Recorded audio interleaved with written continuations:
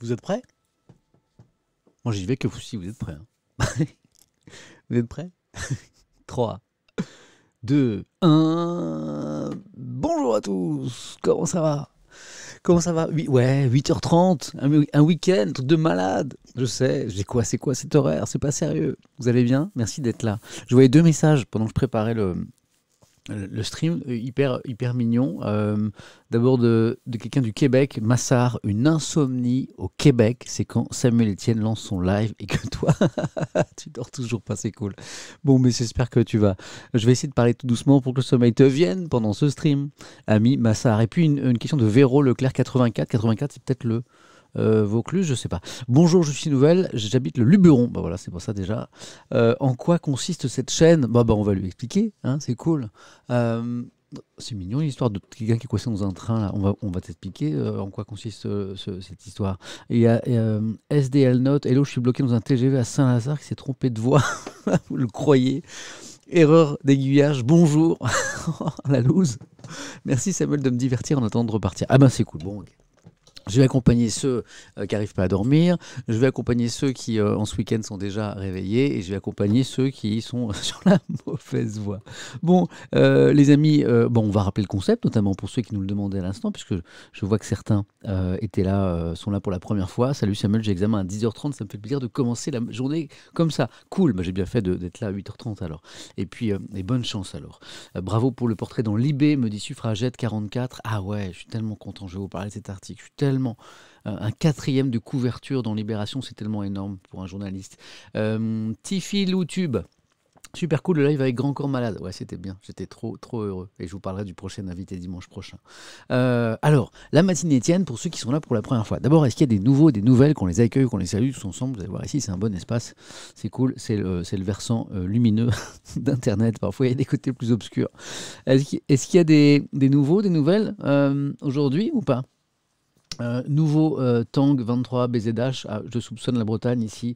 Marc Sodi, nouveau, nouvelle aussi pour. Attends, je vais ralentir un peu le chat, vous êtes trop nombreux déjà. Je suis nouvelle pour Fleur. Le pseudo, je kiffe.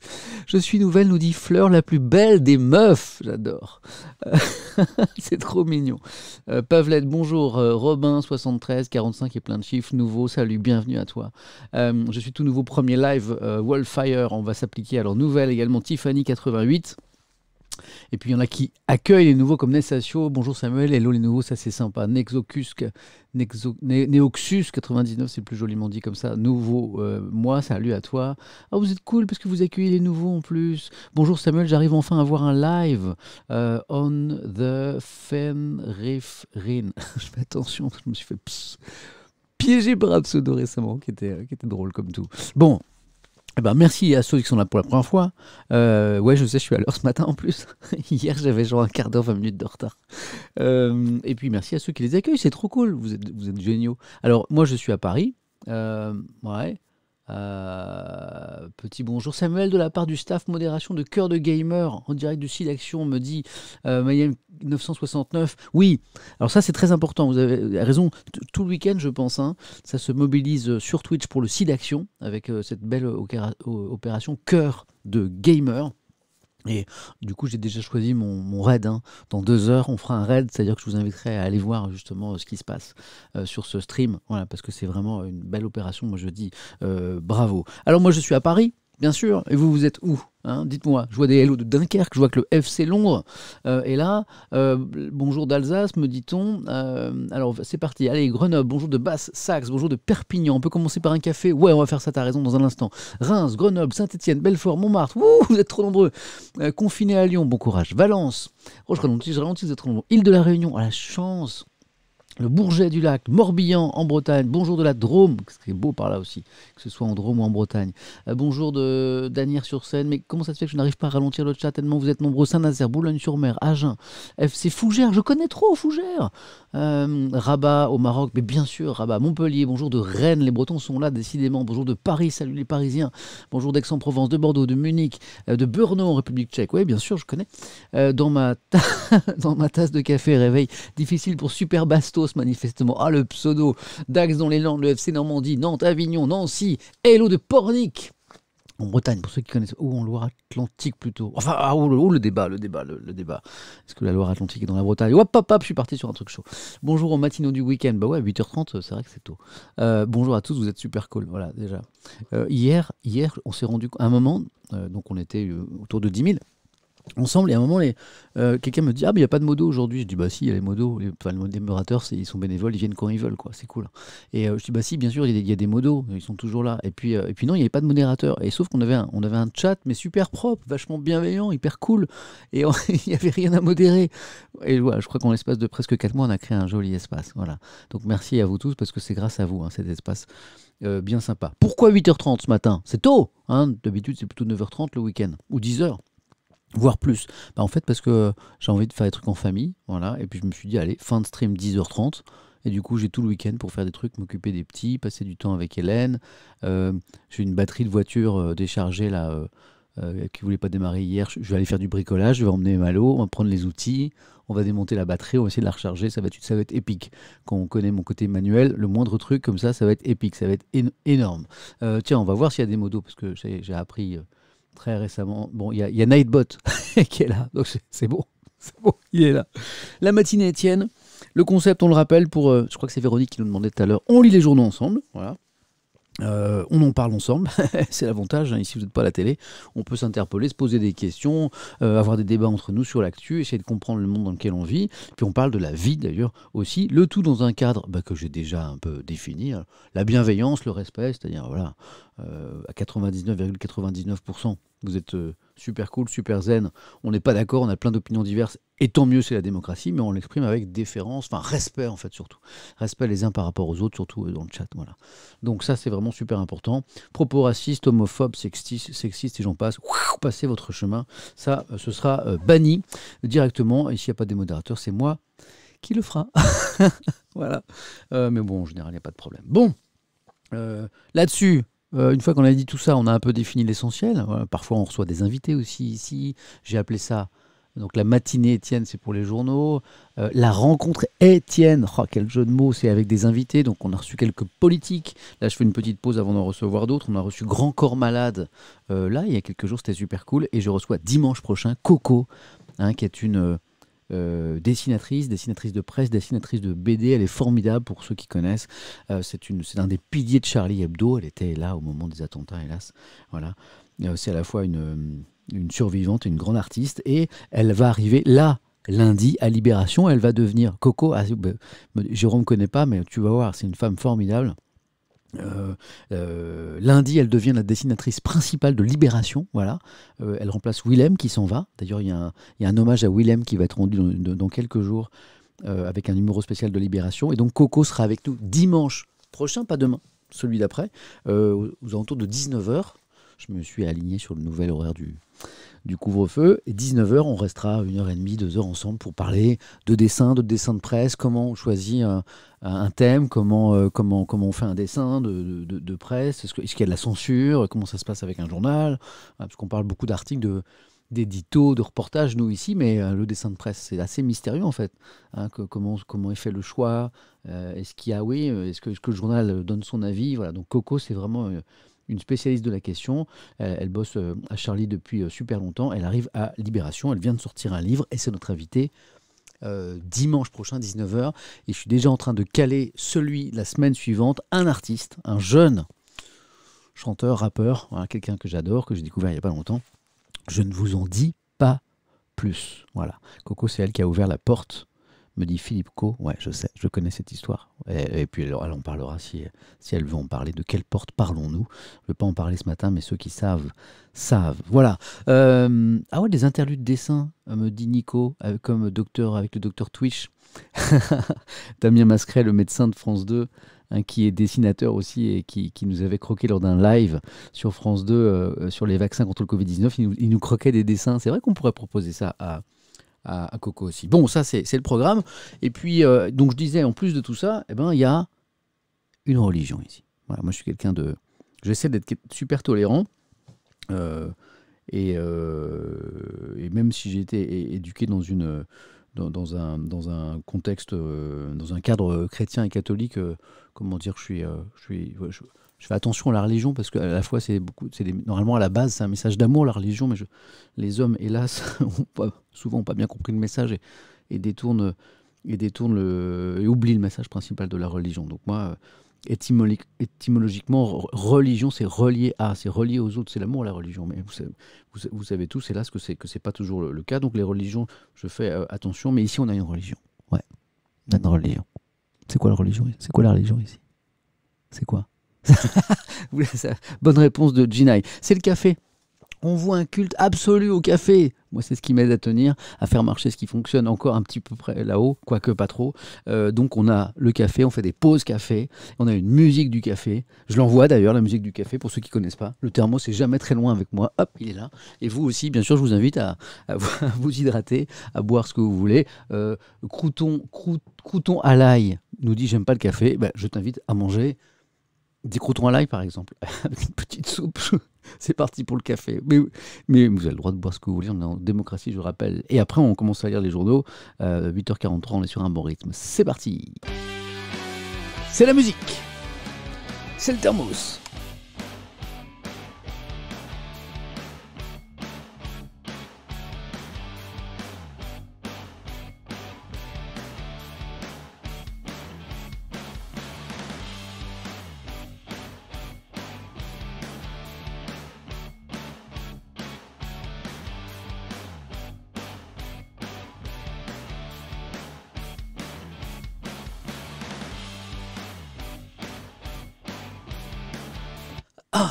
Ça va beaucoup mieux, déjà. Bon, vous êtes prêts? 8h44, qu'est-ce qu'on va faire? On va regarder les unes de tous les journaux nationaux. Qu'est-ce qu'il y a à la une des journaux ce matin? Ça va nous donner un petit peu la tendance de l'actu. Comme ça, vous n'êtes même pas obligé de regarder les JT, les chaînes info, tout ça. Vous aurez l'essentiel en 5 minutes. Après, on ira voir les unes de la presse en région. Parce qu'on a une magnifique presse en région et il faut en profiter, et il faut la lire, et il faut la faire vivre, c'est important. Et puis parfois, on se rend compte que ces journaux s'intéressent à d'autres choses. Voilà. Parfois, on voit même émerger des thématiques qu'on ne voit pas dans la presse nationale et qui montent en puissance après. Extrêmement intéressant. Et après, on revient à la presse nationale et cette fois, on lit les articles évoqués dans un premier temps. C'est toujours un petit peu le rythme. Pas le rugby. Pitié, me dit Quai d'utile. On n'en parlera pas longtemps. Obligé, on va donner le score. On va donner le résultat du match. Voilà, mais on va en parler, mais pas longtemps. Qu'est-ce qu'il y a à dire? Bon. Je tiens juste à dire que je n'ai pas regardé les Bleus hier soir exprès parce que je suis un peu chat noir. Quand je soutiens une équipe et que je la regarde, elle perd. Donc quand j'aime une équipe, je ne regarde pas. Voilà, hier, je n'ai pas regardé. Mais ça n'a rien changé. Pourtant, j'ai tout donné. J'ai tout donné en regardant pas autre chose. Ça n'a pas marché. Bon, c'est vrai que je pète la forme. Mais c'est vrai que j'ai bien dormi. Je me suis couché, je sais pas, vers minuit, j'ai dû dormir 5 heures. Oh là là, c'est grasse mat. Donc j'ai une patate. Et puis il y a autre chose aussi. Je vais vous le dire et on commence, il y a un truc qui m'a beaucoup touché, que j'ai découvert donc hier soir. Il y a quelque temps, le service de presse de France Télévisions me dit « Ah, Samuel, il y a Libération qui voudrait faire ton portrait. » C'est ce qu'on appelle le 4e de couve de Libé dans notre petit jargon à nous, c'est-à-dire la dernière page de Libération. La 4e de couverture, la 4e page de couverture. C'est la dernière. Et c'est un portrait. C'est un beau portrait. C'est bien écrit, il y a une photo souvent décalée. Voilà, donc c'est un magnifique portrait, et bon, il n'y a pas beaucoup de gens qui ont le droit à ce petit honneur, en fait, et le problème, c'est que, FC Melon à mort, tu vas voir Puzzle Spectator, mais t'as raison, en fait, là, c'est même pas FC Melon, là, c'est pastèque transgénique de 2 mètres de diamètre, mais je vais tellement me la raconter ce matin, et donc, en fait, on m'annonce ça, et alors, à la fois, c'est une joie, parce que c'est une distinction, voilà, pour un journaliste, un présentateur, avoir son portrait en 4e de couve de Libé, waouh. Mais c'est une inquiétude aussi, parce que c'est un vrai papier, c'est un vrai portrait.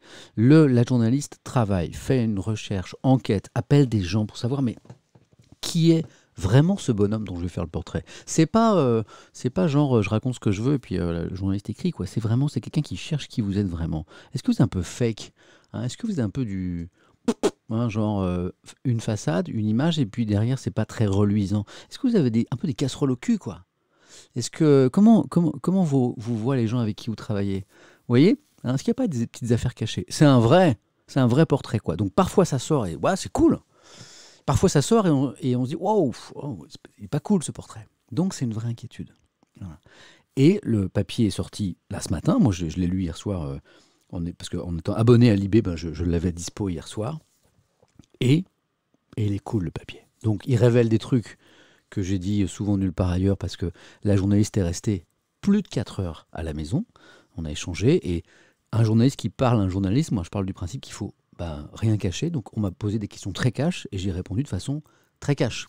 Parce que moi qui cherche un peu la vérité dans mon métier, je ne vais pas commencer à raconter des bobards à une journaliste qui m'interroge. Ça n'a pas beaucoup de sens. Voilà. Et donc j'avais un peu peur du résultat, parce que c'est aussi une sensibilité, un regard de quelqu'un sur quelqu'un d'autre, et la personne peut ne pas vous aimer, trouver que vous êtes ouais, quelqu'un qui est un peu creux, en fait. Voilà, vous voyez ce que je veux dire? Le portrait, on l'a ce matin, et il est cool. Donc je vais le lire intégralement. Voilà. Il y a des trucs même un peu surprenants où vous allez dire, oh là là, la loose et tout, parce que c'est sans filtre, c'est sans phare, mais je vais le lire intégralement. Ça va être un grand moment de flex, de pastèque, de melon, voilà. Mais il y a des choses sur moi, même un peu critiques, hein. Mais voilà, c'est un beau portrait, c'est vachement bien écrit. Trop fier. Je vais pas l'encadrer, j'aime pas trop les médailles, trucs comme ça, mais c'est un super moment. Donc voilà, c'est peut-être aussi pour ça que je suis en méga forme ce matin. C'était pour répondre à la question, voilà. Une question très dure de Real David 79. Que penses-tu de la reproduction des coléoptères en milieu aquatique? Alors voilà, moi je peux répondre à la plupart des questions, mais vraiment des questions quand même vraiment intimes, comme la reproduction des coléoptères en milieu aquatique. Voilà. Est-ce que voilà, là je suis un peu chaud, je sais que c'est assez polémique. C'est un peu polémique, donc je sais pas. Et enfin, une dernière question et on commence. Yvite, bonjour Samuel, à quand la parole est tienne avec les soignants? J'ai promis il n'y a pas longtemps une émission spéciale ici pour donner la parole aux soignants, qu'on oublie, je trouve, dans cette crise sanitaire. Je vais essayer ce week-end. Ça dépend un petit peu de la vie de famille. Pas de bashing sur les coléoptères. El Giganto. Je retrouve des pseudos que j'aime. Je commence à reconnaître l'humour de certains qui sont là tous les matins. Bon, on y va ou pas? Alors, si j'appuie là, normalement, ça marche. Si j'appuie là, vous devez voir ma tablette avec tout. Oh là, c'est beau quand ça marche. Avec tous les articles que j'ai préparés pour vous. Levé à 5 heures, j'ai lu ça pendant 3 heures pour vous. Pourquoi ça prend tant de temps? Parce que je lis tous les journaux pour vous. Et puis il s'agit de sélectionner ce que je trouve intéressant, voilà, qui nous apporte du nouveau. Je ne vais pas lire tous les jours la même actu. Donc je ne vous lis que ce que je trouve de nouveau, et quand c'est bien fait. Donc il y a une sélection, voilà. Ça prend un peu de temps, mais c'est pas vraiment du boulot. C'est juste un gros kiff. On y va ou on n'y va pas? Alors, voyons les unes, et après on lira les articles. La une de la dernière édition du Monde, c'est l'Europe se prépare à une guerre des vaccins. Ça se tend un petit peu entre Européens, surtout entre l'Union Européenne et le Royaume-Uni, la Grande-Bretagne, parce qu'on s'est rendu compte que les Anglais importaient vachement de vaccins produits en Europe sur leur sol, et bizarrement, il n'y avait aucune dose qui partait de la Grande-Bretagne vers l'Europe. À un moment, l'Union Européenne s'est dit, oh, c'est bien de vacciner toute la Grande-Bretagne avec nos vaccins, mais et la réciprocité. Voilà, c'est ça, la guerre des vaccins. Hop, vous voyez ce titre, page 8. L'UE menace le Royaume-Uni d'une guerre des vaccins. Ils ont un petit peu tapé du poing sur la table aux Britanniques qui ont quitté l'UE il n'y a pas longtemps. Alors ça, c'est magnifique.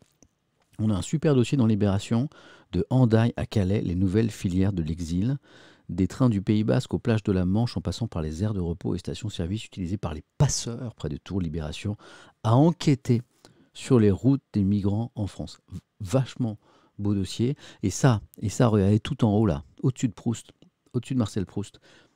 Rwanda, les responsabilités lourdes et accablantes de la France. Alors hier, on a lu ensemble la une de la Croix, qui était le seul journal à en parler et qui a attiré notre attention sur le fait que là, aujourd'hui, hier donc, c'était la une de la Croix, c'était le matin, il disait, aujourd'hui, vendredi, disait la Croix, eh bien, il y a un rapport très important qui sort sur le Rwanda. Est-ce que la France a une responsabilité dans le génocide qui s'est déroulé au Rwanda, hein? Et le rapport, il est paru. Et c'est Libération qu'on parle le mieux ce matin, donc on lira ça ensemble. Voilà. Bon, ici, on est sur les migrants, l'article, mais vraiment hyper bien écrit, hyper complet, hyper carré, de Maria Malagardis dans Libération. On le lira, on prendra le temps parce que c'est extrêmement important, et ça faisait longtemps que je n'avais pas lu un truc aussi intéressant sur le Rwanda. Je parlais des soignants à l'instant. Quand l'hôpital va-t-il craquer? Il a déjà craqué.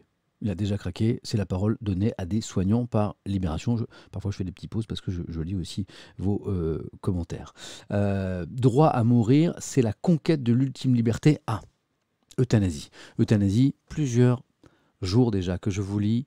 des articles sur l'euthanasie, sur cette femme politique qui est allée mettre fin à sa vie dans un pays européen, parce qu'en France, ça n'est pas légal, de ce débat sur l'euthanasie qui monte, de cette proposition de loi qui arrive à l'Assemblée là pour légaliser l'euthanasie en France, comme l'Espagne vient de le faire par exemple. C'est un sujet hyper touchy. Le gouvernement dit qu'on n'est pas prêt. Les Français disent dans les sondages qu'on est prêt. C'est un débat super important, l'euthanasie. On en reparle ce matin avec notamment le monsieur que vous voyez aussi ici, qui est Olivier Falorni, si je ne dis pas de bêtises, ouais, le député qui a préparé cette proposition de loi. Il y a Crisix qui dit comment il va, je vais montrer le stream à ma grand-mère pour la première fois ce matin. Bah, salut à toi et puis bonjour à ta grand-mère que je salue. Voilà. Et Yonali qui dit j'ai hâte de voir la matinée aux soignants. Ce sera la parole. La parole Étienne, je vais appeler ça la parole Étienne, je vais donner la parole aux soignants. Étant soignante, en arrêt depuis plusieurs mois pour un burn-out, évidemment que l'hôpital a déjà craqué. Tu sais Yonali, je vais faire un tweet pour annoncer ce stream, cette émission, et je vous inviterai à ceux qui sont concernés à témoigner en audio, au téléphone, dans cette émission. Il suffira de m'envoyer un petit message en DM sur Twitter, mais je vais faire le stream très bientôt. Voilà. Voilà, c'est ça le moment flex. C'est ça le grand moment. Voilà, vous avez une page entière consacrée à votre serviteur. Une page. La 4e de couverture de Libération, la dernière page, le portrait, le Graal, le Saint Graal. C'est-à-dire c'est un truc, c'est mieux que la Légion d'honneur dans mon métier. Voilà. Et pas parce que c'est une page, mais parce que c'est Libération, que c'est un grand quotidien, que c'est un magnifique portrait. Tous les jours, c'est super bien écrit. C'est vraiment une page hyper importante dans Libération. Voilà. Oui, la photo est... Bon, c'est Libération, ils veulent une photo différente. Alors, on fait une photo différente. Je ne sais pas bien ce que je fais sur la photo, mais je le fais. Voilà. Et l'article, on le lira en intégralité. Il y a des trucs qui vont vous surprendre parce que je me suis pas mal confié. Mais ce sera un grand moment de melon, mais gigantesque. Voilà. Voilà.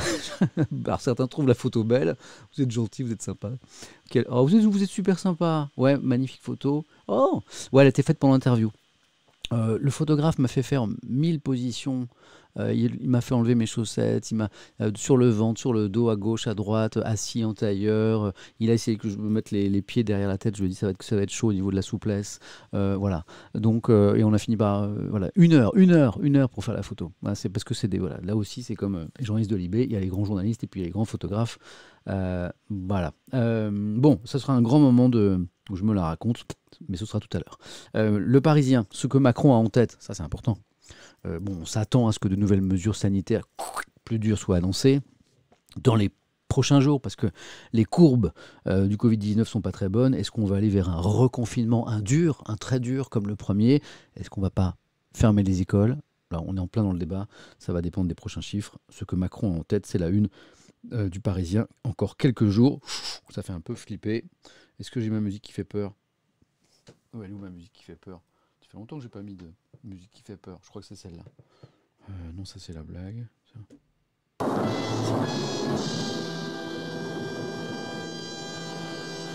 La musique qui fait peur. Quelques jours encore avant de trancher.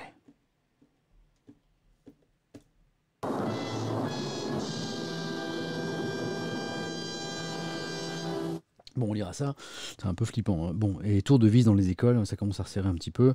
On verra ça dans le Parisien. Le rugby, on n'en fera pas des caisses, hein, parce que bon, on a perdu. On devait gagner, on n'a pas gagné. On devait gagner avec beaucoup d'avance, avec le bonus offensif, on n'a pas gagné. Donc voilà, c'est fini, on n'aura pas le tournoi destination. On va pas en faire des caisses non plus. La une du Figaro, c'est la dette. Le gouvernement confronté à la dérive de la dette. C'est vrai que quand on regarde les chiffres, faut pas trop les regarder d'ailleurs, parce que ça donne le tournis. Comment on rembourse ce truc-là? Est-ce qu'on laisse filer? Est-ce qu'on espère la croissance qui va renflouer les caisses? Est-ce que, oui, en général, c'est ce qu'on répond. Est-ce qu'on augmente les impôts? On nous promet que non. Dossier du Figaro, on ira assez vite là-dessus, il n'y a rien de très nouveau. Ça faisait longtemps que je voulais vous en parler. Sans arrêt dans la presse en région, je vois des projets d'éoliennes en fait stoppés par des plaintes de riverains ou d'associations, voilà. Et en fait, il y a un débat incroyable en France entre les pros éoliennes et les anti. Alors voilà, on connaît l'intérêt écologique, bien sûr. D'une énergie propre sauf que en gros c'est les éoliennes, mais alors pas près de chez moi quoi. Ça crée plein de nuisances, c'est pas très très beau, le paysage est un peu défiguré et puis ça fait du bruit quand on est tout près et ça faisait longtemps que je voulais vous en parler pour vous sonder un peu là-dessus. Voilà, prolifération des éoliennes à vivre les tensions dans les campagnes. L'article est vachement bien fait et là on fera un petit sondage Moi, je pense qu'on est pour, tant que c'est pas dans ton jardin. Mighty Venitus, c'est exactement ça, en fait. Voilà, les pro-éoliennes, c'est ceux qui vivent pas à côté, me dit Ben SF. Exactement, voilà. Donc, on en parlera ensemble. Je voudrais votre avis là-dessus. Parce que je me demandais ce que vous en pensiez. Bon, bah, encore raté. Désolé, c'est la une de l'équipe. Hein. Voilà, on remue encore un petit peu le couteau dans la plaie. Bon, ça, c'est Tarantino parce qu'il est né aujourd'hui. Bah tiens, bah, je peux. Ouais, parce que le matin sur Twitter, j'enregistre un petit message d'anniversaire pour les gens qui sont nés ce jour. Donc, vous allez. Quentin Tarantino, il est né à 27 mars. Cadmerade, Maria Carey, la dame qui chante à Noël aussi, là. Voilà, c'est la Saint-Habib. Et hop, comme ça, vous avez la météo aussi pour aujourd'hui. Eh, vous avez vu, c'est tout. Hein, c'est service. Hein. La presse, la météo. Vous voulez un café? Ouais, vous êtes plus de 5000, je vais pas faire 5000 cafés, ça va être chaud, on n'y sera jamais. Voilà, donc ça c'est la météo, et vous savez quoi, elle est belle la carte d'aujourd'hui, et ben demain elle sera encore mieux, le dimanche, mai 2 de Gueudin. Oh, je parle comme un rebelle. Bon, ça c'est la presse nationale, on va lire les articles, on va notamment lire l'article sur moi, parce que j'ai tellement envie de me la raconter, mais on va aussi voir la presse en région que je vais vous chercher tout de suite. Alors, parce qu'il y a des choses intéressantes dans la presse en région. Alors, où suis-je? Où j'habite? Je suis perdu. Quotidien, presse régionale. Ok, vous êtes prêts? Il manque plus que l'horoscope. Ouais. Bah, j'ai arrêté l'horoscope parce que je trouvais ça drôle, puis ça me prend trop de temps. Je fais trop de trucs. Voilà. C'est drôle, vous me faites rire. Je lis vos commentaires, vous me faites rire. 3, 2, 1, presse en région. Alors, qu'est-ce qu'il y a à la une de la presse en région? Ah, ça, c'est pas anodin, hein, parce que ça témoigne un petit peu du climat qui est en train de se tendre. Là, les forces de l'ordre ont reçu des directives, hein, des consignes pour être en mode tolérance zéro, hein, par rapport aux mesures de précaution, les déplacements, tout ça. Voilà. Et donc, là, on est dans les Ardennes avec l'Ardennais, mais c'est vrai pour tous les départements qui sont concernés par les mesures renforcées, voilà, avec max de contrôle routier ce week-end. Attention, hein, si vous sortez, bien avoir le petit papier, l'explication plausible qui va avec. C'est la une de l'Ardennais, c'est l'une de l'Union de Reims aussi. Regardez, ultime mesure avant confinement. Voilà, la crainte, elle est dans tous les esprits, hein, que ça reconfine dur comme lors du premier confinement. Oh, ça, je vais pas vous le lire dans le détail, mais ça m'a fait rire. Regardez cette photo-là. Ah, je suis passé page 10, là. J'ai le doigt qui est... Alors, j'essaie de trouver une phrase avec, à peu près propre, qui commence par « j'ai le doigt qui ». Là, je suis parti sur un truc chaud. J'ai le doigt fébrile. Ça, voilà. Ouf, j'étais parti sur un truc, là. Comment je vais atterrir? J'ai le doigt fébrile. Regardez ce monsieur-là. Alors, ce monsieur, donc on est Courrier Picard, on est dans la Somme. Il a fait la sortie d'une école sans masque. Voilà, parce qu'en fait, il est anti-masque. Donc voilà, le masque, ça sert à rien, bien sûr. Okay. Il est anti-masque. Il s'est mis devant une école pour tracter des tracts anti-masque, quoi, pour dire aux parents et aux enfants qu'il ne faut pas mettre le masque. Voilà. Ok, d'accord. Il s'est fait pécho par les parents. Le reportage est génial. Voilà. En fait, il a pas été super bien accueilli. À un moment, les parents sont venus voir. Maintenant, tu mets ton masque. Et tu te casses, quoi. Voilà. Bon, je vous résume l'article. Voilà. Ça m'a fait rire. Voilà. Bon, c'est ses convictions à lui, même si elles sont, comment dire, t'en mets pas mettre le masque, quoi. Je veux dire, je sais pas, les scientifiques sont quand même assez d'accord, quand même. Enfin bon, faisons il y a des illuminés, des complotistes, pardon, hein, mais qui pensent encore aujourd'hui qu'il faut pas mettre le masque et qui sont capables de faire la sortie des écoles sans masque. Genre, tiens, j'ai le Covid, je te crache à la gueule. Pour dire mais mettez pas de masque, faites comme moi, quoi. Mais voilà. Mais dans la presse en région, on peut voir des vraies histoires comme ça. Il y a des gens comme ça en France, quoi. Les écoles en sursis, l'inquiétude, est-ce qu'on va pas devoir les fermer? C'est chaud. C'est à l'une de l'Est éclair ce matin aussi. Voilà, on continue. Ouest France, le plus grand quotidien français avec en termes de tirage, c'est celui qui imprime, qui vend le plus de journaux, hein, devant tous les journaux nationaux. Ouest France, c'est le grand journal de l'Ouest. Alors, voilà, c'est la question. Fermer les écoles et confiner, la solution pour sauver l'été. On en parle de plus en plus quand même, hein. C'est la une de Ouest France. Ils sont où les vaccins? Bah, ils sont pas encore bien là, hein.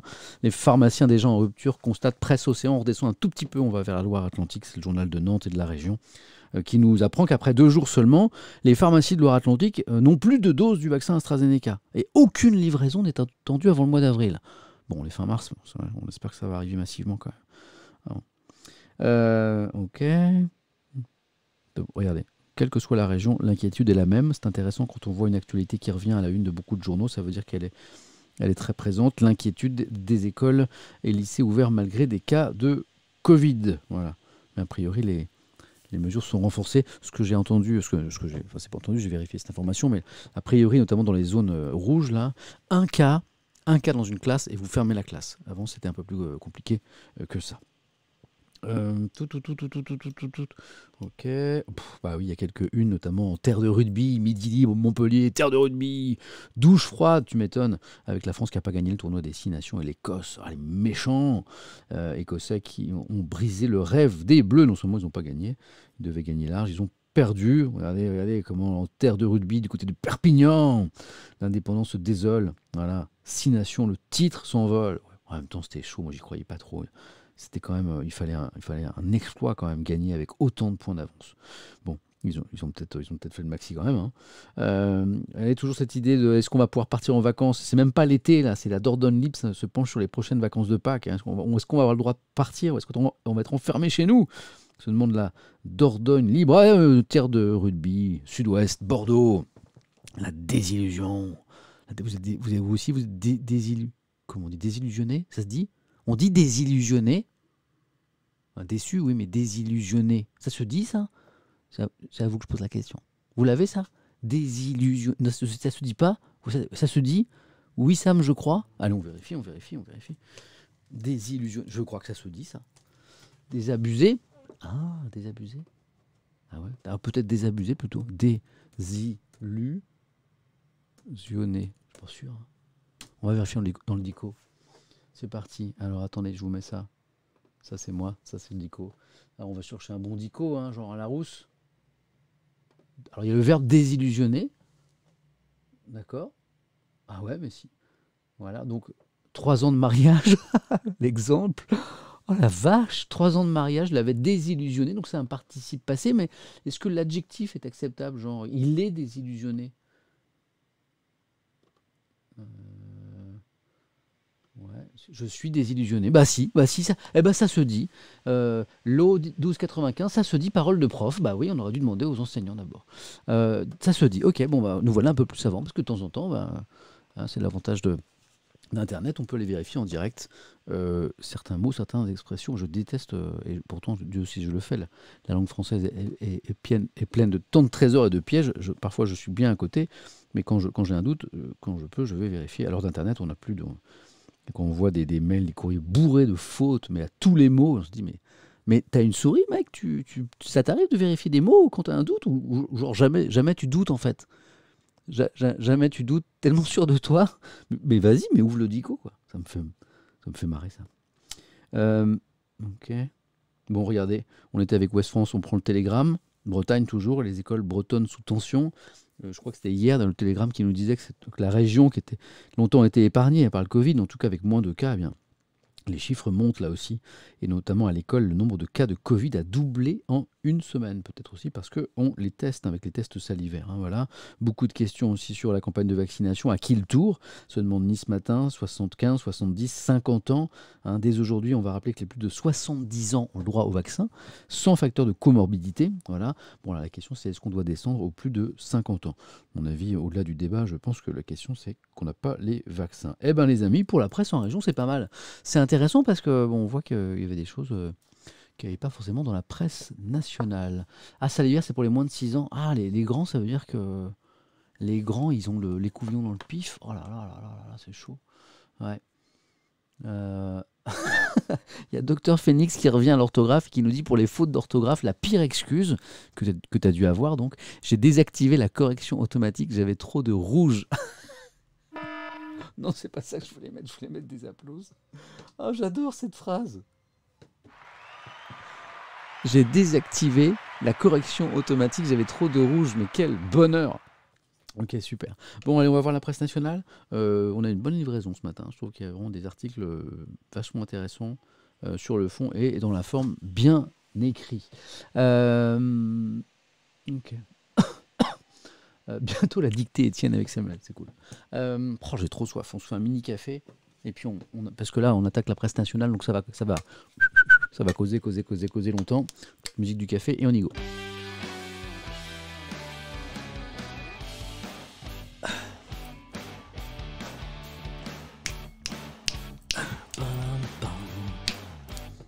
Je sais, j'ai pas coupé mon micro. Je fais profiter de mon sens inné ou pas du rythme. Ah, quel kiff.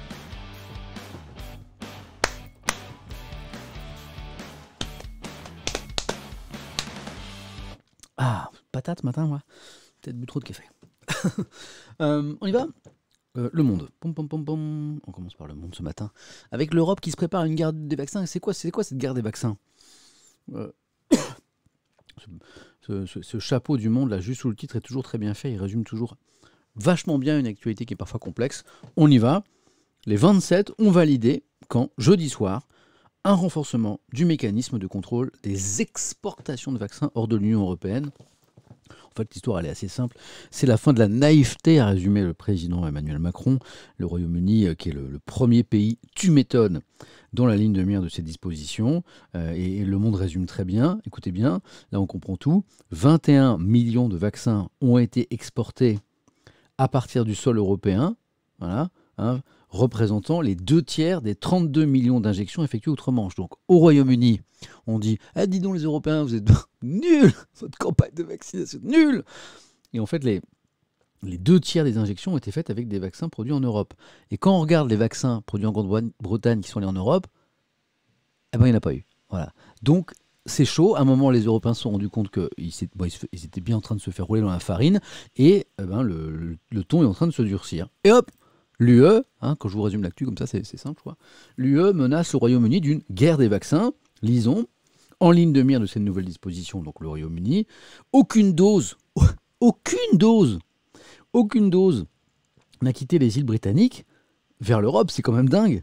Alors que depuis le 1er décembre 2020, 21 millions de vaccins, pour l'essentiel le Pfizer-BioNTech, donc celui qu'on aime bien, là, qui marche bien, ils ont été exportés à partir du sol européen, représentant les 2/3 des injections effectuées outre-Manche. C'est facile d'être super efficace avec les vaccins produits chez les autres. Or, le contrat qu'a signé AstraZeneca avec la Commission prévoit que les 2 usines britanniques de l'industriel soient mises à contribution pour servir le marché européen. En plus, c'était prévu que des usines AstraZeneca en Grande-Bretagne nous fournissent. Et pourtant, on n'a reçu aucune dose. Rien n'empêche donc désormais Bruxelles d'interdire, purement et simplement, les vaccins Pfizer-BioNTech outre-Manche. Alors, pour aller plus loin et pour vous résumer le truc, en fait, c'est un coup de poing sur la table, c'est un coup de pression. Et du coup, Londres a compris que la récré était terminée. Et les deux camps sont en train de négocier pour qu'il n'y ait pas de suspension des exportations, mais que les Européens puissent récupérer aussi des vaccins. Voilà, cette guerre de vaccins, c'est ça. Ça, c'est un super dossier. Dans Libération ce matin, de Hendaye à Calais, les nouvelles filières de l'exil. Des trains du Pays Basque aux plages de la Manche, en passant par les aires de repos et stations-service utilisées par les passeurs près de Tours. Libération a enquêté sur quoi? Sur les routes des migrants en France. Alors il y a plusieurs pages d'un reportage vraiment vachement bien fait de Gurvan Krista Nadjaja. Je ne connais pas ce journaliste. Donc je prends mon temps sur le nom de famille. Gurvan Kristanadjaja, ok, envoyé spécial, et Cyril Pitois. Alors c'est un reportage vraiment génial, fouillé sur toutes les zones en France où les migrants arrivent pour souvent passer dans d'autres pays, notamment la Grande-Bretagne. Donc je vous invite à lire cet article qui fait plusieurs pages, et je vous lis moi l'édito qui résume bien les questions que se pose Libération autour de la question des migrants, notamment de l'immigration illégale. Autant vous dire que la lecture de Libération sur l'immigration, sur les migrants sans papier, illégal, c'est pas la même que le RN, par exemple. On n'est pas sur la même ligne. Voilà. On y va. Alexandra Schwarzbrod signe cet édito. C'est le sujet que personne ne veut affronter. Celui qui charrie le plus de lâcheté et d'hypocrisie, le plus insoluble aussi. L'errance des migrants, la grande tragédie de cette décennie. Nombre de responsables politiques sont prompts à compatir à leur misère quand un drame éclate, des cadavres desséchés retrouvés dans un conteneur, des corps noyés à l'issue d'un naufrage. Mais la plupart préfèrent la fermer plutôt qu'agir. Qu'on exprime le moindre élan de solidarité et on est aussitôt accusé d'être des gauchistes naïfs et inconséquents. Pendant ce temps, les drames humains continuent. La solution la plus simple serait de faire en sorte que les migrants n'éprouvent pas le besoin de migrer, hein, mais cela relève de l'utopie. Difficile d'imaginer un monde sans guerre ni dictateur prêt à affamer sa population pour asseoir son pouvoir, écrit ce matin Libération. L'autre solution, c'est quoi? Consisterait à combattre les trafiquants de détresse, ceux qui sont prêts à jouer la vie d'enfants, de femmes, d'hommes, désespérés à la seule fin de se remplir les poches. Notre reportage, donc c'est un petit peu l'objectif du reportage, à travers la France de Hendaye à Calais est à cet égard édifiant. Il montre que l'inventivité des passeurs est sans limite. À peine une route se ferme telle qu'ils en ouvrent une autre, parfois plus dangereuse. Plus de 500 filières ont été démantelées depuis 2019, mais celles-ci se reconstituent très vite et c'est sans fin. La seule réponse sérieuse, parce que Libération essaye d'aller un petit peu au-delà du constat, la seule réponse sérieuse passe par la coopération européenne, mais une vraie de vraie, alliant humanité et réalisme. Certainement pas celle qui consiste à se décharger du fardeau sur la Turquie, ça balance, sommet de bloquer les migrants à la frontière gréco-turque en échange de compensations financières. Je résume l'édito, l'Union européenne n'est pas à la hauteur de ce défi de l'immigration illégale. Voilà. Je lis un petit peu vos commentaires. Ok, ça rassure. Ok. Bonne remarque de Nacre26. Déjà qu'on n'a aucune solidarité avec les vaccins, vous ne pensez pas qu'on va en avoir avec les migrants. Et quant au jeu de mots de Grutette 08, moi je valide toutes les vannes, même sur un sujet aussi sensible que Lucie. Juliette gréco-turque. Je parlais de la frontière gréco-turque, et donc on me sort une Juliette gréco-turque. Ça passe. Voilà. Bonjour Samuel, bonjour le chat, comment ça va? Electrof 08, bah, ça va bien, merci. Donc ça, dossier vachement intéressant sur les passeurs dans Libération. Et là, on va prendre un peu plus de temps encore, parce que pour moi, c'est l'article le plus important aujourd'hui. Celui où j'ai appris le plus de choses, voilà, et que j'attendais beaucoup depuis bien la une de la Croix, hier, nous annonçant qu'un rapport allait être remis vendredi, hier, sur la responsabilité de la France dans le génocide au Rwanda. Et donc, on a les résultats du rapport dans cet article de Libé qui est extrêmement bien fait. J'en ai lu d'autres dans d'autres journaux, mais franchement, celui-ci était au-dessus de la mêlée. Certains m'ont signalé d'autres articles. Voilà. Mais celui-ci est vraiment top. Génocide au Rwanda, la France responsable, mais pas complice. Le rapport de la commission Duclerc sur l'extermination des Tutsis en 1994 a été remis à Emmanuel Macron vendredi. Les historiens pointent le rôle accablant de Paris et des responsables politiques de l'époque, dont François Mitterrand. Lisons l'article de Maria Malagardis. Que ça vous plaise ou non, ce qui s'est passé au Rwanda fait partie de l'histoire de France, souligne l'un des personnages de Mourambi, le livre des ossements, le roman que l'écrivain sénégalais Boubacar Boris Diop a consacré au génocide en 1994 des Tutsis au Rwanda. De fait, c'est bien une histoire rwandaise de la France qu'évoque ce rapport Duclerc, utilisant d'ailleurs cette expression dans ses conclusions.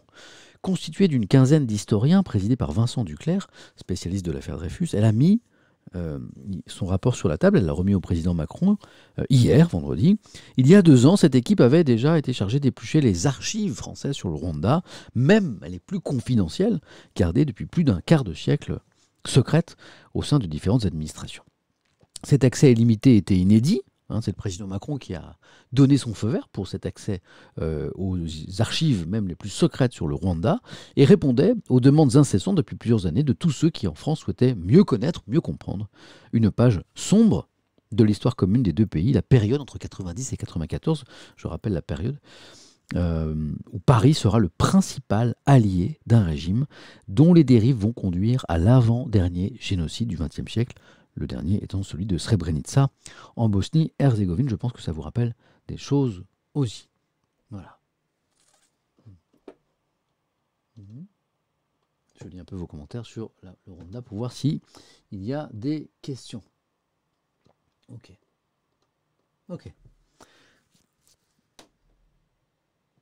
Même sur le Rwanda, j'arrive à trouver des jeux de mots, des vannes. J'hésite entre le fait de le lire, puis on est quand même sur le Rwanda et sur une histoire de génocide.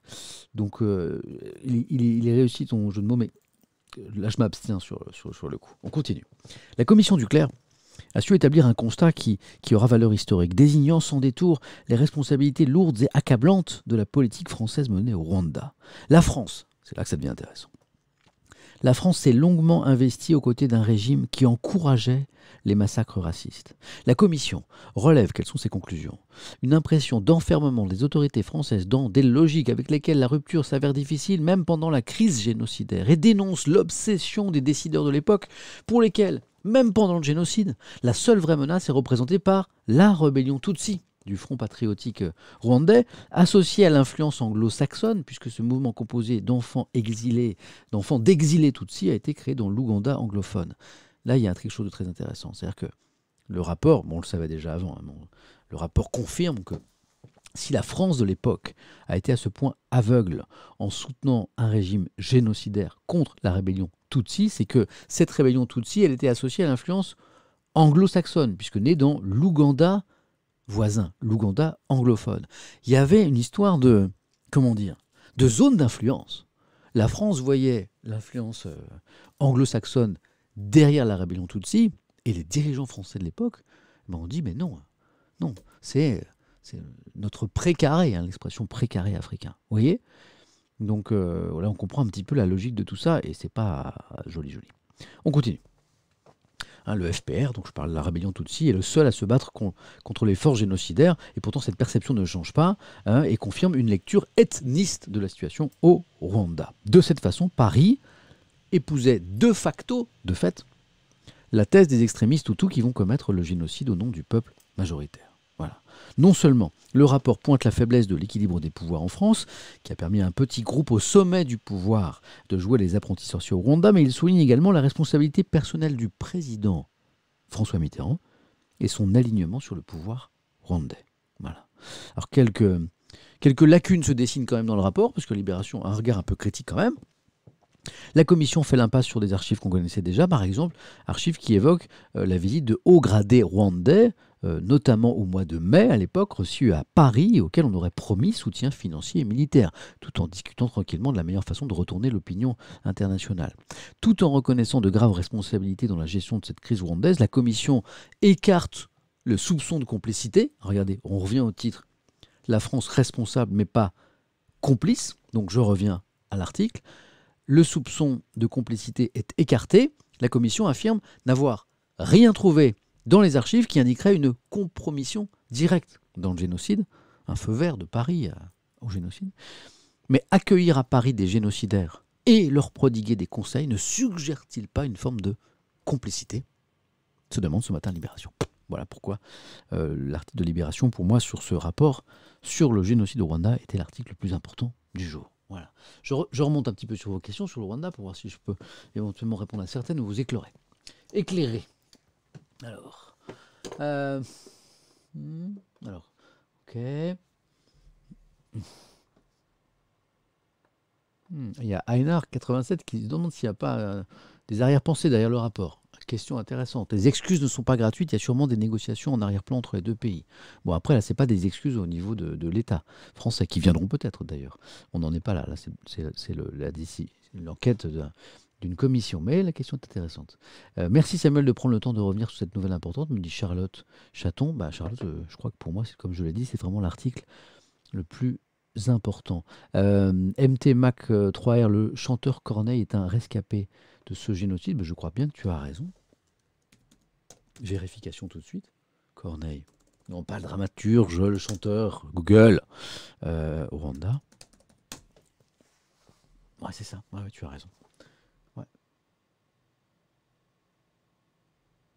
Ouais. Il a raconté d'ailleurs. Je vois des articles où il... Regarde, je vous montre ce que je trouve là dans le Parisien. Corneille, la nuit où ma famille... Je vais vers la pub pour Canal. Là. La nuit où ma famille a été tuée, récit, le chanteur Corneille, dont les proches ont été massacrés lors du génocide rwandais, livre sa vérité bouleversante dans une autobiographie. Donc tu avais raison. Je lis. Je me rappelle de cet article. Je vous en lis un extrait parce que c'est très fort. Cette fois, il lève le voile, Corneille, sur ce qui s'est passé cette nuit du 15 avril 1994 à Kigali. La panne d'électricité qui plonge la maison familiale dans le noir. Les 2 soldats armés de Kalachnikov qui demandent à son père « Est-ce que vous cachez des cafards ?» Les cafards, c'est les Tutsis, selon leurs ennemis Hutus, les cafards. Vous vous rendez compte? Traiter des hommes de cafards. Et le terrible quiproquo qui a fait basculer sa vie à 17 ans. En fait, mon père leur a menti alors qu'il n'aurait pas dû. Les 2 soldats étaient des membres du Front patriotique rwandais, celui des Tutsis, mais il a cru que c'était des Hutus qui contrôlaient alors la ville. Oh, il s'est trompé. Il s'est trompé. Et du coup, il a... Ok. Et là, ils ont commencé à tirer. En quelques minutes, ses parents, ses petits frères Christian et Florian, sa petite sœur Delphine, sa babysitter, une domestique sont tués.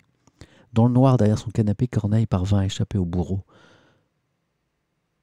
En écrivant, j'ai retrouvé l'état second dans lequel j'étais à ce moment-là. Quand je me suis relevé, je suis allé dans la salle de bain. J'avais besoin de me voir dans le miroir pour vérifier que j'étais bien vivant. Corneille fuit Kigali, marche, tremble à chaque barrage. Lui qui est Hutu par sa mère et Tutsi par son père. Un jour, un soldat m'a dit « Écoute petit, j'ai vraiment trop tué aujourd'hui. Vas-y, passe. » Voilà. Bon. Ben, merci pour la remarque sur Corneille parce que ça m'a permis de me remémorer cet article. Je reviens à vos questions. Waouh. Alors, je reviens à vos remarques sur le Rwanda. Le film Petit Pays de Gaël Faye traite bien le sujet, qui est un roman d'ailleurs à la base avant, mais tu as raison. Kase Kawamoji. Cavalier Blanc, je ne suis pas d'accord avec toi. Toujours à remuer le passé, c'est dommage. Je pense que le Rwanda et la France ont sans doute des choses positives à faire au présent, ensemble ou individuellement. Tu ne peux pas construire le présent et le futur si le passé n'est pas soldé. Tu peux pas. Tu peux pas. Les fondations sont trop fragiles. Tu as besoin pour avoir une relation saine entre 2 pays, entre 2 peuples, pour que les questions du passé soient, elles soient répondues. Regarde la relation entre la France et l'Algérie, qui sont extrêmement compliquées. L'Algérie qui attend depuis très longtemps des gestes, des excuses, voilà, et la France dans une politique de petits pas qui le fait doucement. Donc tu peux pas faire table rase du passé comme ça. Il faut que la vérité soit faite, en fait. Je pense, hein. Je me permets de le dire. C'est la première fois que je suis là un matin, c'est super, merci Samuel. Salut Bobby San, bienvenue. Voilà. Hop, pardon, il y a trop de commentaires. Ok.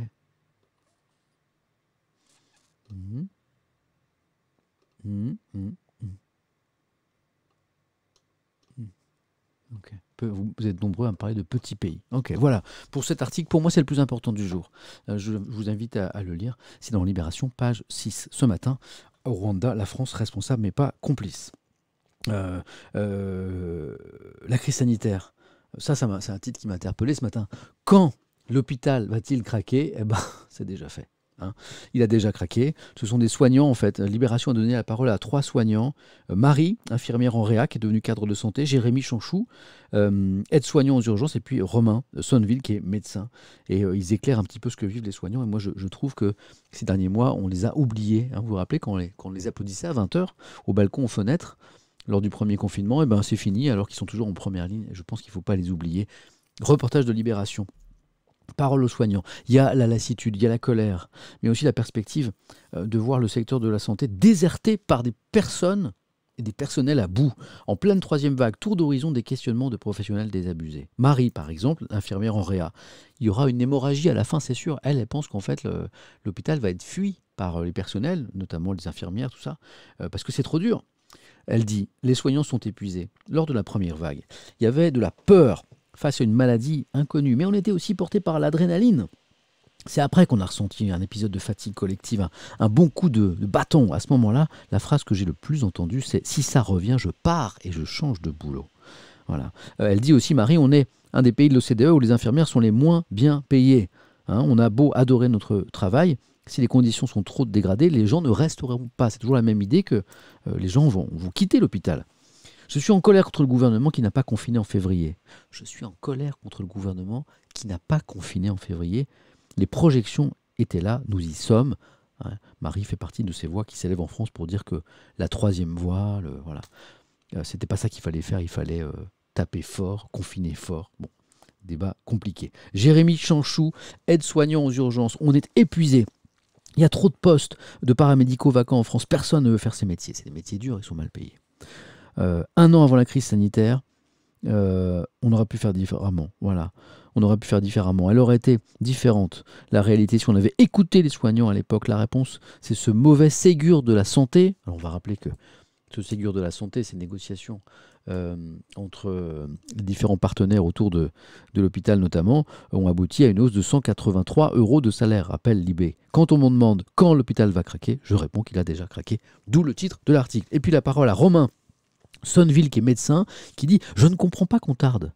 On s'apprête à revivre ce qu'on a vécu il y a 1 an, jour pour jour. On a les mêmes contraintes, les mêmes questions sur les capacités du service à absorber cette 3e vague, mais j'ai l'impression que cela devient banal pour l'extérieur et de l'hôpital. » On a lu un article, un billet dans Le Monde hier, d'un journaliste du Monde qui disait « Pourquoi on s'est habitué ? Pourquoi on s'est habitué aux morts ? Il y a autant de morts que lors du premier confinement.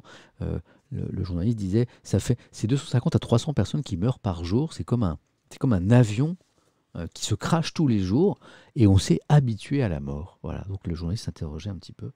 Voilà, je remonte un petit peu j'ai un petit peu le temps ce matin, on est cool, je veux pas aller trop vite. Et de temps en temps, comme je lis beaucoup les articles, je m'en veux parce que je lis pas assez le chat. Donc je repars un petit peu sur vos remarques. Légion d'honneur pour tous les soignants, nous dit les petits Chanteaux 86. Merci. Ouais. Ok. On oublie aussi les enseignants. Je suis bien d'accord. Me dit Alain Janot. Ah, il n'y a pas y a pas mon horloge ce matin, en bas. Merci. Tesca NBA. Ouais. Alors, vous m'avez pas fait remarquer qu'il n'y avait pas mon horloge ce matin. Regardez. Normalement, si je fais ça, vous allez la voir. Attention. 3, 2, 1. Elle marche pas mon horloge ce matin. Vous l'avez l'horloge là? Ah! Merci. Voilà, 9h29. Pim! Merci. Pourquoi a-t-on arrêté d'applaudir? Parce qu'on s'est habitué. Parce qu'on s'est habitué à tout ça. Qu'on s'est habitué à ce que les soignants soient en première ligne. On soit habitué à ce qu'ils soient épuisés. Voilà, on s'est habitué. Comme on s'habitue à tout, comme on s'habitue à la mort. Voilà, ça pose de vraies questions. Le journalisme devrait davantage donner la parole aux gens d'en bas, aux gens de la base, pardon. Alors ça, mais alors, Zardos, ton commentaire m'intéresse beaucoup. Faisons une toute petite pause. Le journalisme devrait davantage donner la parole aux gens de la base. On laisse souvent les gestionnaires monopoliser la parole, et pour ça, la crise des Gilets jaunes était un soulagement. Zardoz, je vais te dire, je crois que tu as raison. Une des raisons pour lesquelles j'ai créé ce rendez-vous, la matinée Étienne, pour lire les journaux, c'est d'abord parce que c'est ma passion. J'adore l'actualité, puis j'adore la presse écrite. Je suis un peu paradoxal parce que je suis un journaliste de l'audiovisuel, mais qui kiffe la presse écrite, et je m'informe à 99% par la presse écrite. Donc c'était pour ça, pour partager ce plaisir, pour dire les journaux c'est cool, les journaux c'est une magnifique source d'information. Je suis un peu en mode VRP quoi, des journaux.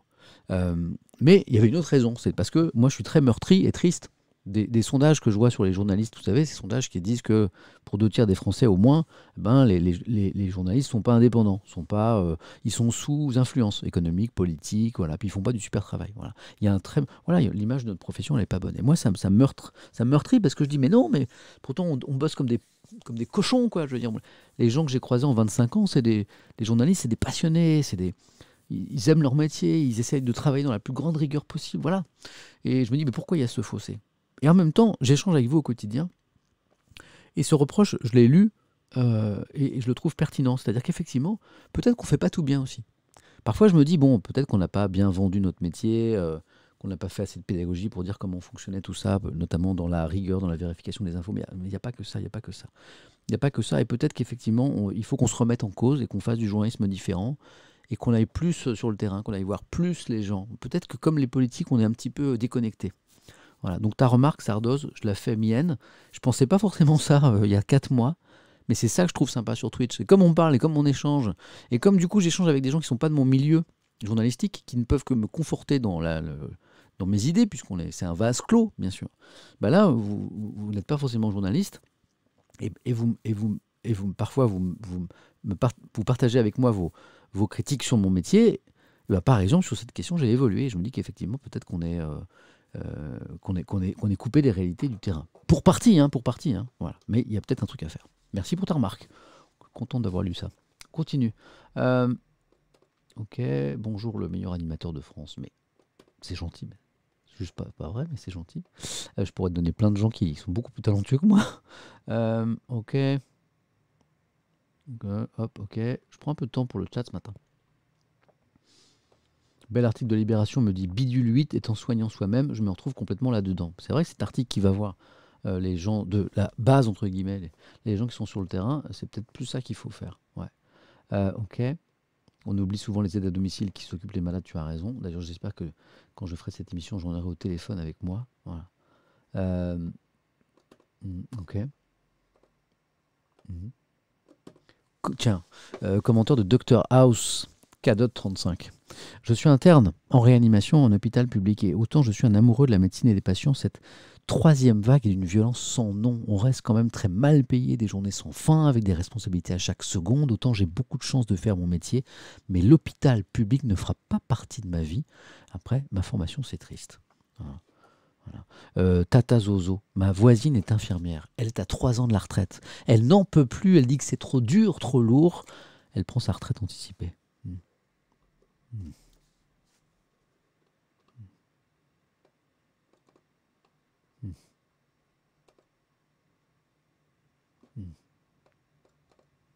Ok. Pardon, hein, je prends un peu de temps parce que je trouve que vous dites beaucoup de choses très intéressantes. Souvent aussi intéressantes que les articles que je lis. Ok. N'importe qui peut se dire journaliste aussi, beaucoup salisent la profession sans honnête. Oui, c'est compliqué cette définition du journalisme. Hein, c'est pas une carte de presse qui fait le journaliste, c'est plutôt des comportements au quotidien, de rigueur, d'investigation, de vérification, tout ça. On est d'accord. Ouais. Bonne remarque, tiens, on est sur un débat sur les médias de Soisic Desbois. Journaliste audiovisuel, je ne regarde que le service public, le meilleur, mais quand même tendance de plusieurs au buzz, petite phrase, interrogatoire binaire du type pour ou contre, d'accord avec machin, êtes-vous candidat ou l'intérêt de la presse. Ouais, je suis d'accord avec ça. C'est pour ça que moi j'essaie. C'est pour ça que Twitch, où on prend le temps justement, est merveilleux pour moi parce que il y a eu une accélération du temps info ces dernières années. Alors avec la naissance des chaînes info, subitement. On a dit ah oui mais il se passe des trucs non-stop en fait en France et dans le monde vraiment voilà c'est une illusion en fait non il se passe pas des choses importantes à chaque seconde voilà et du coup on bosse vite trop vite le temps info s'est accéléré et quand on travaille trop vite sur l'information on prend pas assez de recul on met pas assez de sens dans ce qu'on fait et donc voilà et puis Internet a encore accéléré ça voilà et ça c'est pas une très très bonne évolution la recherche du buzz aussi la recherche du clash dans les interviews politiques. Et moi, je crois que parfois, même si ça peut être chiant, il faut prendre le temps. Le temps de lire un article, le temps d'interroger un responsable politique. Pas en 10 minutes, mais plutôt en 2 heures. Vous voyez, voilà. C'est ma conviction. Hop. Bon, je vais reprendre la presse dans un instant, parce que si je lis tout ce que vous me dites, on va y passer la journée, même si dommage, parce que c'est super intéressant. On est dans l'immédiateté de l'info. Me dit Bidjou, exactement, j'ai une réflexion à avoir là-dessus, on est d'accord. Voilà. Ok. Allez, pardon pour ce parenthèse, mais je trouvais très bien ce reportage de Libération auprès des soignants. Ah, bah ça aussi. Bon, ça, on en parle depuis plusieurs jours ensemble dans la matinée Étienne. De plus en plus de papiers, et c'est tant mieux sur... Ah, ouais. Est-ce que... Ah, je vois que ça n'a pas bougé. Je vous ai mis l'article sur l'euthanasie, mais ça n'a pas bougé. Ne bougez pas, c'est rien du tout. Je vais juste redémarrer l'appli pour que vous puissiez voir cet article sur l'euthanasie en fait. Cette proposition de loi qui arrive sur l'euthanasie, la question est de savoir si la France va dans les prochains jours, ça va être chaud, voter une loi légalisant l'euthanasie en France, donc ça n'est pas rien. Ça avance, il y a du nouveau, et on va lire ensemble cet article de Libération, page 10. Ce matin, je vérifie, j'ai relancé l'appli, vous devriez la voir maintenant, paf. Ok, droit à mourir, c'est la conquête de l'ultime liberté. Article sur l'euthanasie, on en a beaucoup parlé ces derniers jours, à la faveur du suicide assisté d'une élue de Franche-Comté qui est partie dans un pays européen parce qu'elle était atteinte d'une maladie dégénérative. Donc voilà, ça a relancé le débat en France. Et puis, c'est pas tout, il y a une proposition de loi qui arrive là à l'Assemblée. Est-ce qu'elle va être votée sur la légalisation de l'euthanasie? C'est le grand débat du moment. Marqué par la fin de vie de sa mère et militant de toujours pour l'euthanasie, le député Olivier Falarny, hop, regardez, c'est lui, c'est le monsieur là, Olivier Falarny, auteur d'une proposition de loi, c'est lui qui n'a rien le texte, est convaincu que le pays est prêt. Et si le moment était venu?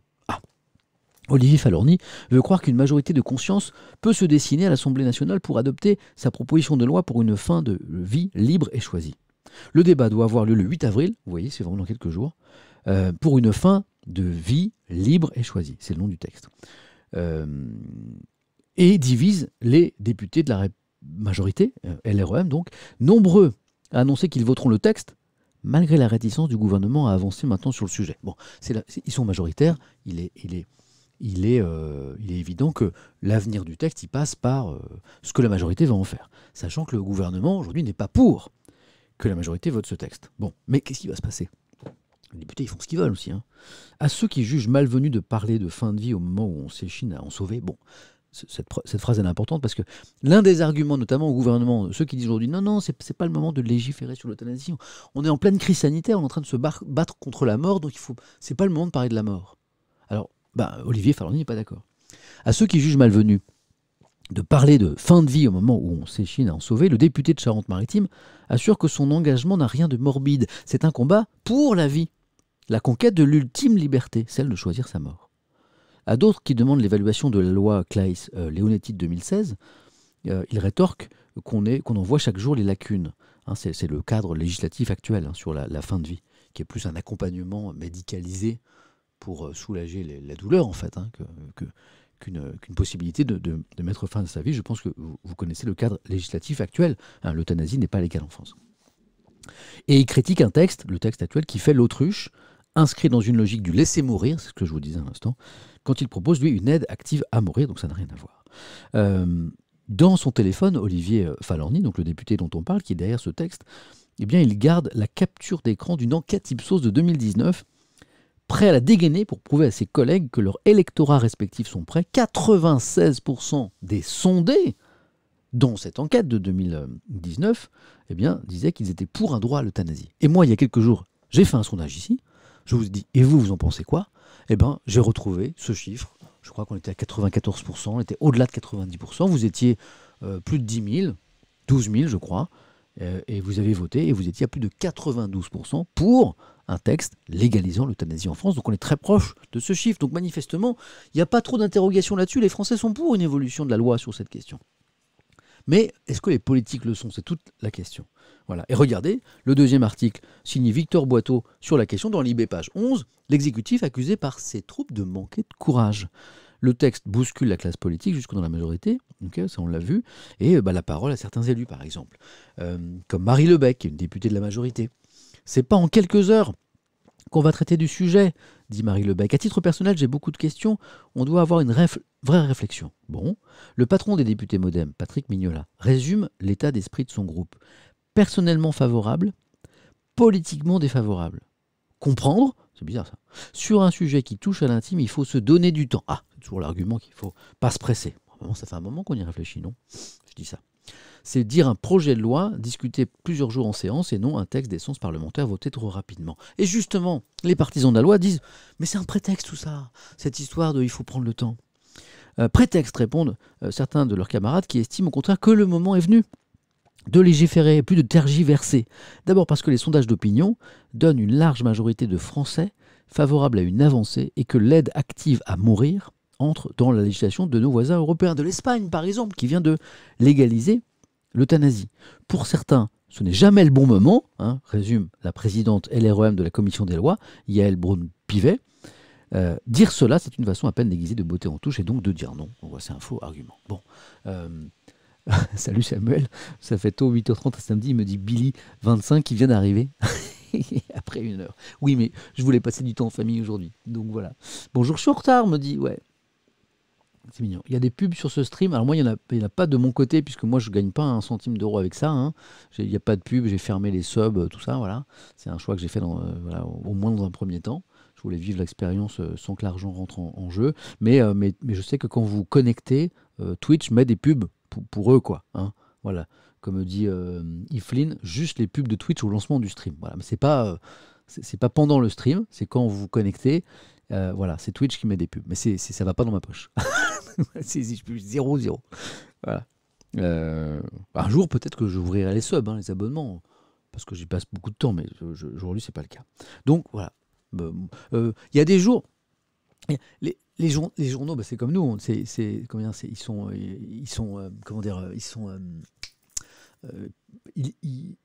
je cherche le mot. Ils sont pas constants. C'est-à-dire qu'un jour, vous allez lire Libé, et puis vous allez dire, bon, il n'y a pas grand-chose dans Libé ce matin.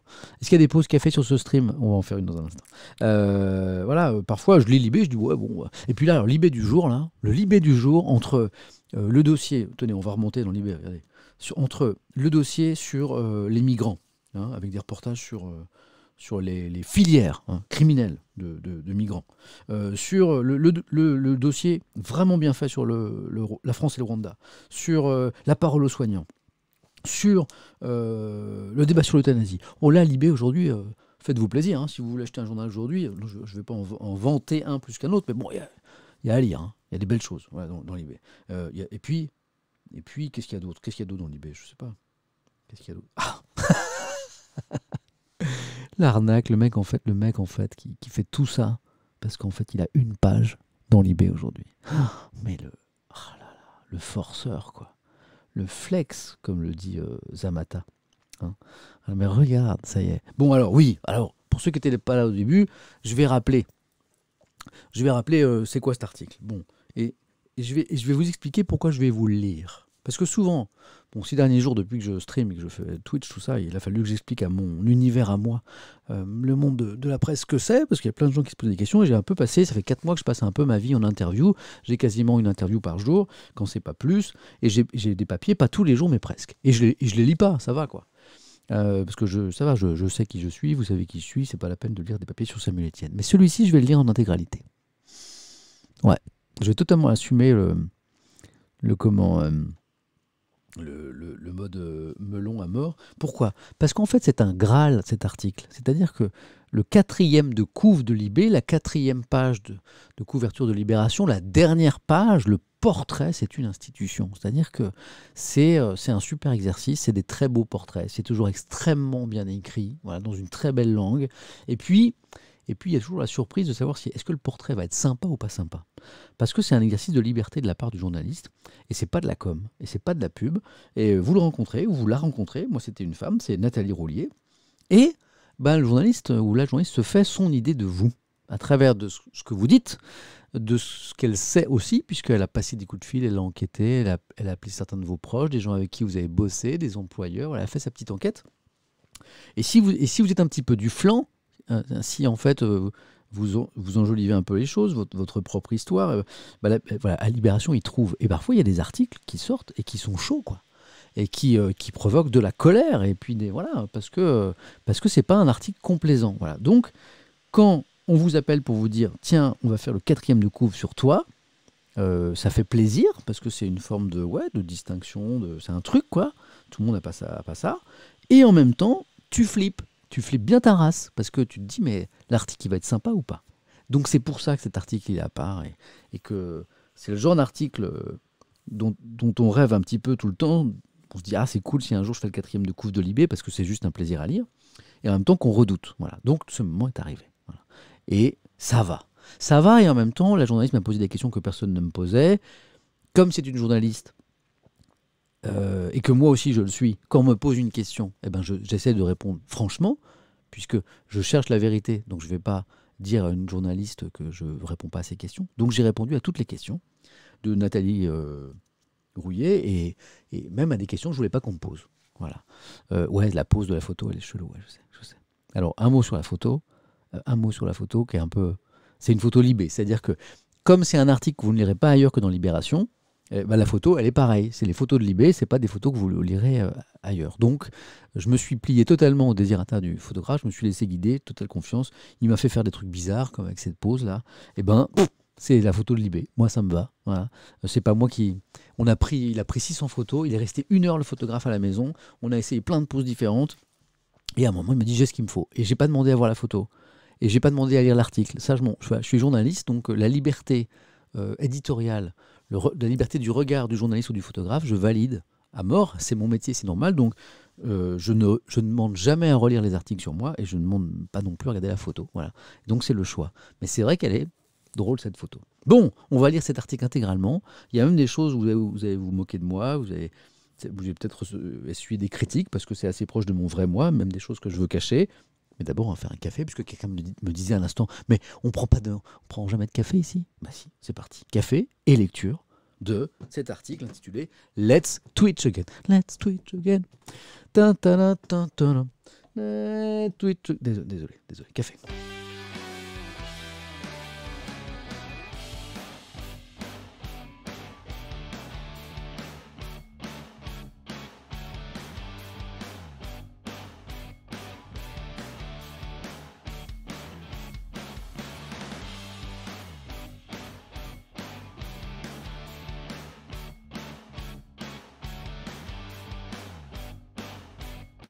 Quelqu'un me disait, tu bois trop de café là?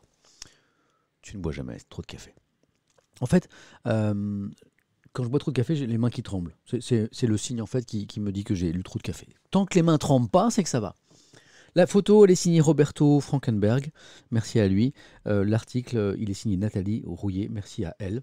C'est un regard de la journaliste sur qui je suis, et c'est assez proche de qui je suis. Let's go. Let's Twitch Again. Samuel Etienne, le présentateur de Questions pour un champion, a créé sa chaîne de décryptage d'actu sur le média interactif où il a reçu Hollande et Castex. Bon, on reparle encore un petit peu de Twitch. En même temps, on est où? Sur Twitch. Et c'est vachement bien écrit. La plume de Nathalie Rouillet, elle est juste top. Donc c'est aussi pour ça que je vous lis l'article, parce que c'est un bonheur de chaque mot, de chaque phrase. C'est parti, let's go. On a raté le coche. On aurait pu avoir entre 10 000 et 15 000 viewers sur Twitch. Plateforme de streaming où jusqu'à un passé récent, les gamers bataillaient dans un entre-soi planétaire assez rémunérateur. Matinali en charge de la revue de presse sur France Info et animateur de l'antidéluvien Question pour un champion sur France 3, Samuel Etienne, lui, a eu le flair des orpailleurs 2.0. En décembre, il a lancé sa chaîne de décryptage, d'actu et de rencontres sur ce média interactif qui titille désormais toutes les papilles. Il nous avait proposé de l'interviewer en direct dans son émission La Matinée Etienne. Vous savez, j'aime bien faire ça. Hop, le journaliste, il vient, il fait son interview, on stream en même temps, tout le monde rigole. Mais ils ont dit non. Pourquoi? L'exercice aurait sans doute fait exploser notre notoriété à vue comptée, mais le tête-à-tête devant quelques milliers d'internautes n'étant pas validé par la rédaction, on a décliné l'invitation. Donc on n'a pas fait comme ça, on a fait en tête-à-tête pendant 4 heures, interview de 4 heures quand même. Le 8 mars, Hollande, bon client à l'humour blagueuse et finaude, s'est fait 84 000 potes en répondant du tac au tac aux interrogations. Avec le replay, l'entretien a été visionné plus de 700 000 fois. Castex, cravate tombée, mais rigueurs en écharpe, n'a pas convaincu. Quant au maître de cérémonie, accusé d'introduire le loup dans la bergerie des gentils réunis, de faire la courte échelle aux égaux à dents longues et de redorer les blasons gouvernementaux, il a dû sérieusement déminer. C'est clair. Ce sont les abonnés qui posent les questions, explique-t-il. J'essaie de ne pas trop filtrer. Je laisse les modérateurs travailler. Donc c'est Samuel Etienne qui lit un article sur Samuel Etienne, citant Samuel Etienne. Tout va bien. Conviant les politiques tous azimuts, il avait mis Marine Le Pen à l'index, mais par souci d'éthique et d'équité, il est revenu sur cette décision, même s'il ne souhaite pas recevoir la chef de file du RN à domicile. Donc je rappelle, pour moi c'est un parti qui n'est pas comme les autres. Le RN, par ses valeurs, par son histoire, par les condamnations de certains de ses membres pour incitation à la haine raciale. Donc, même si je vise la plus grande neutralité, je répète que le RN et le FN avant lui n'est pas un parti comme les autres. Donc, j'accepte de recevoir Marine Le Pen parce que, en tant que journaliste républicain, c'est mon devoir de donner la parole à chacun. Mais juste, je ne recevrai pas Marine Le Pen à la maison. Je résume les épisodes précédents. Okay. Le melon de Samuel Etienne est visible depuis l'espace, me dit Papy Hall. J'adore. Revenons à Marine Le Pen. Et donc, je lis l'article qui me cite moi-même. Je l'ai déjà interviewée 2 fois sur Canal+ et France 4. Déstabilisée, elle a perdu son sang-froid. Elle ne veut plus me recroiser. Je pense qu'elle ne viendra pas, glisse le personnage public qui voile son propre vote, mais sème des indices pour clarifier ses opinions. Dans l'isoloir, il aurait ainsi toujours été le mouton noir de sa famille, de commerçants, ce qui devrait le situer plutôt à gauche. Bon, c'est l'analyse de la journaliste. Et ce que je raconte sur Marine Le Pen est vrai. Un jour, elle m'a pris dans un couloir, ou plutôt c'est moi qui suis allé la voir parce qu'elle ne répondait plus à mes invitations pour mon émission politique sur France 3. Et je lui dis, Marine Le Pen, pourquoi ne répondez-vous plus à nos invitations? Et elle me répond, les yeux dans les yeux, à 20 cm de moi, vous ne m'interviewerez plus jamais. Bon, sans doute parce que j'avais bien fait mon travail et que j'avais posé des questions qui l'avait un petit peu énervé. Donc on en est là, c'était il y a très très longtemps. C'est pour ça que je dis, est-ce qu'elle viendra sur Twitch pour faire un stream? J'en doute. L'invitation est lancée. Voilà. Au seuil de l'appartement où les enfants sont rois, on se déchausse, car Solal, né juste avant le premier confinement, est un 4 pattes motrice. Malo, 4 ans, boucle en cascade et énergie tourbillonnante, nous escorte jusqu'au dressing où son père, casque sur la tête, termine son émission. Je pense que mes enfants, vous les entendez, vous les voyez pas, mais vous les entendez. Entouré de 3 écrans et d'une table de mixage, il garde la main sur la webcam pour préserver son fils des regards. Sourire de smiley épanoui, cheveux plus sel que poivre. Mirette Azur, le bientôt quinca, a une bouille d'air du temps et fédère les sympathies, même si ses détracteurs lui trouvent la bienveillance mielleuse et un brin trop écarquillé. T-shirt bleu foncé et jean noir, il accueille son chichi, propose un café. Haha, tu m'étonnes. Le breuvage rythme ses journées. Cette addiction le relie à sa mère, morte d'un AVC, à ses grands-parents, agriculteurs en Ille-et-Vilaine, chez qui la cafetière était un incontournable. Dès l'enfance, temps libre et temps mort sont bannis du vocabulaire des 3 gosses Étienne, qui aide à la poissonnerie familiale, une PME qui, au pic de son activité, emploiera 70 personnes. Comparé aux tranchants des coquilles d'huîtres et aux heures passées les mains dans la glace, merci pour les F. Merci à vous. J'ai perdu ma maman trop tôt, il y a plus d'une dizaine d'années. Comme ça. D'un AVC. Comme ça.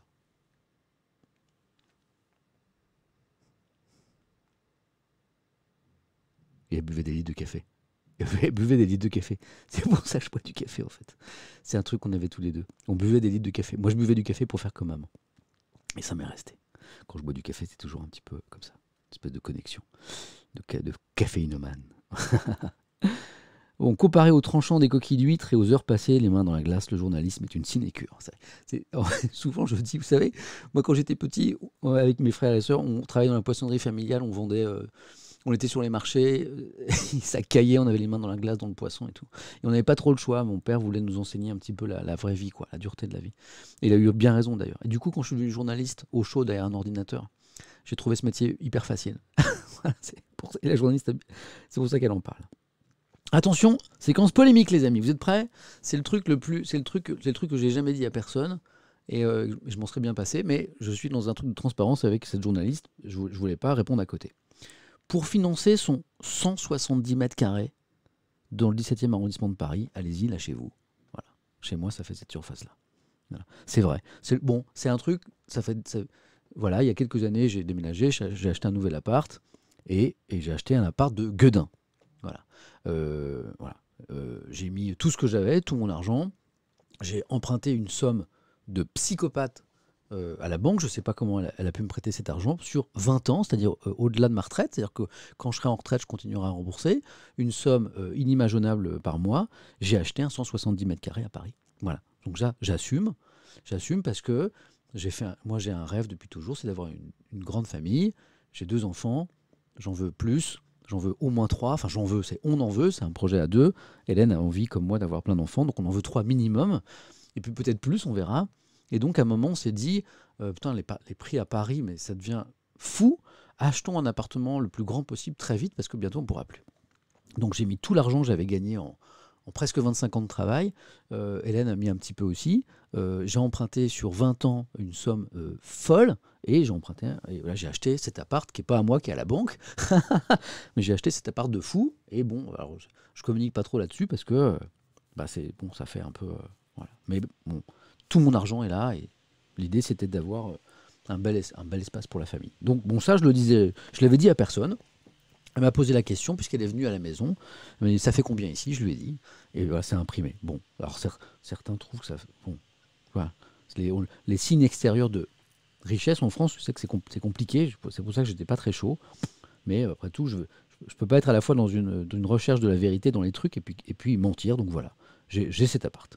Pour financer son 170 mètres carrés dans le 17e arrondissement de Paris, le salarié de France Télé s'est endetté sur 20 ans. Ça, c'est vrai. Ceux qui ont l'esprit calculette en déduiront le montant de ses rémunérations.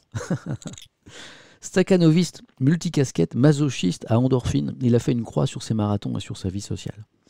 Pour esquisser sa philosophie, le lecteur d'Albert Cohen cite Camus. La lutte vers les sommets suffit à remplir un cœur d'homme, il faut imaginer Sisyphe heureux. Bon, ça, moi, c'est un peu ma philosophie. En bref, l'absurde de la condition humaine se combat par l'action. Ça, c'est ça que je pense. En bref, l'absurde de la condition humaine se combat par l'action. Sur Twitter, le gazouilleur compulsif souhaite de joyeux et lumineux anniversaires groupés. Sur Twitch, il ajoute à cette marotte la météo, une évidence de motard et l'horoscope. Il est taureau. Alors bizarrement, l'animal zodiacal n'est pas un combatif aux emportements fulminants, mais c'est un être fiable, généreux, persévérant, un terrien qui sait prendre son temps, un conservateur qui déteste le changement. Comme on s'éloigne de l'hyperactivité soufflante de notre interlocuteur, levé presque tous les jours à 2 heures, on jette un œil à l'astrologie chinoise et on salue le porc qui sommeille en lui, parce que mon signe chinois, c'est cochon. 2021 devrait lui être favorable. Bon, pour l'instant, ça va. Même si en juillet, ça se corse. Zut. Logique quand on sait qu'il passe parfois ses vacances sur l'île de Beauté. Corse. Ok, c'est cool.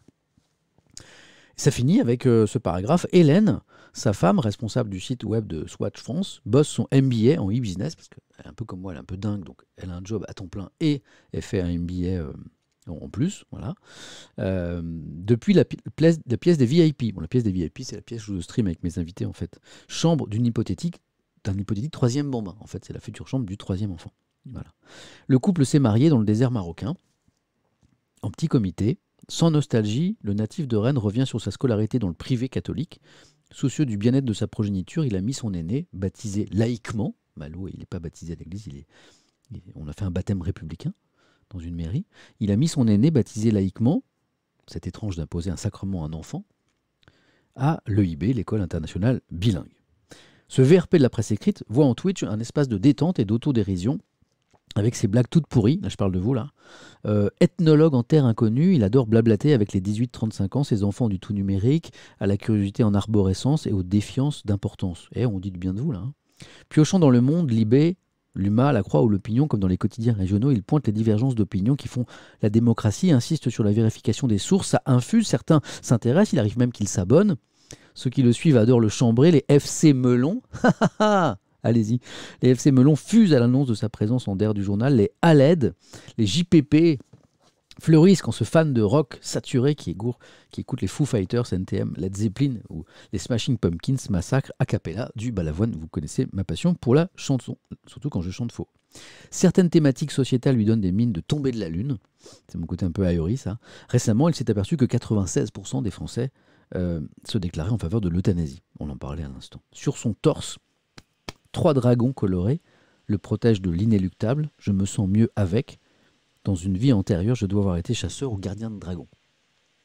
Je le pense vraiment. Les bestioles se sont imposées vers ses 30 ans, sa copine du moment arborant un subjugant tatouage de pieuvre en bas du dos. Sinon, celui qui souligne l'importance de signer ses articles a évolué sur l'anonymat et le pseudonymat qu'il estime salutaire pour les lanceurs d'alerte.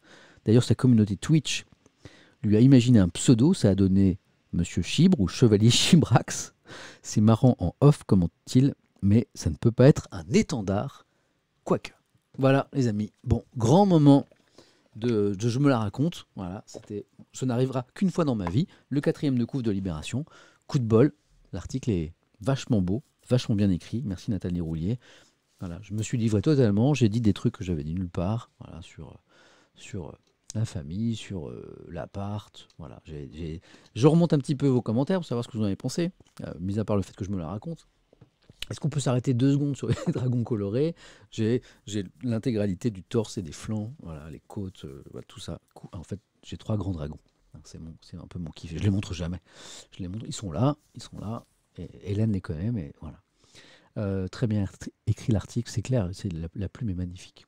Tu mérites ce qu'on peut lire, je trouve. Merci, c'est gentil. Oui, alors certains me posent la question du baptême républicain. J'ai découvert ça à la naissance de Malo, en fait. Bon, moi, j'ai été éduqué dans la religion chrétienne et catholique, mais j'ai pris mes distances un peu avec les religions parce que je me suis aperçu que les hommes en faisaient des choses qui n'étaient pas souvent très belles, chez les cathos et ailleurs. Et voilà, je suis pas athée, je suis agnostique, je suis en chemin. Est-ce qu'il y a du divin?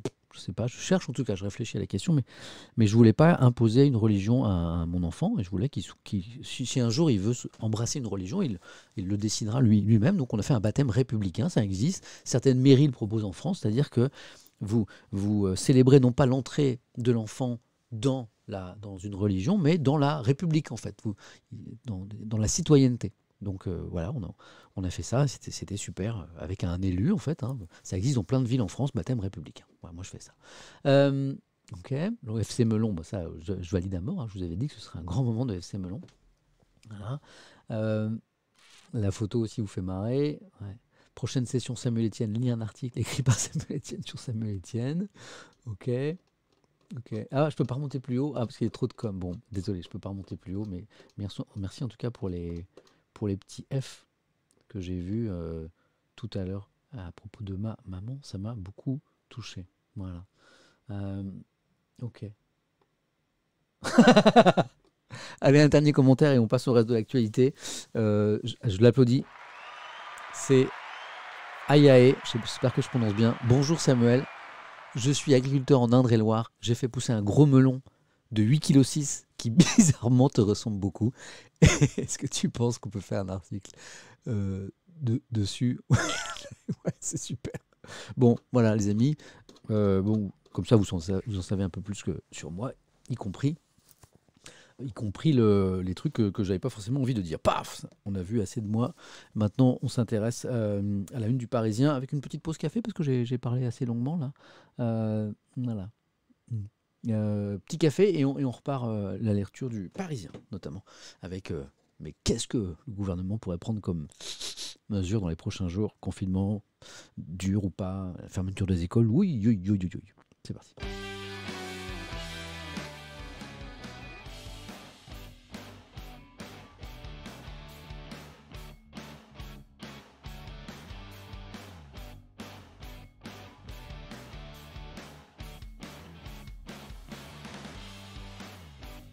Je saute sur un commentaire super intéressant parce que je me posais la question depuis plusieurs jours.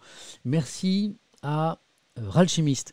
Bonjour Samuel, merci pour ton stream très intéressant. Je me permets un petit conseil technique, mais carrément en fait. J'attendais ce commentaire depuis un moment. Il y a un décalage entre le son de votre voix, de votre micro et l'image. Un délai d'au moins 160 ms, je pense que c'est millisecondes, sur la voix serait appréciable. Mais je sais qu'il y a ce décalage, on me le dit souvent. Est-ce que Ralchimiste ou quelqu'un d'autre pourrait m'envoyer un petit DM sur Twitter? Mes DM sont ouverts pour me dire où dans OBS, hein, le logiciel OBS que j'utilise pour streamer, précisément. Ouais, c'est ça.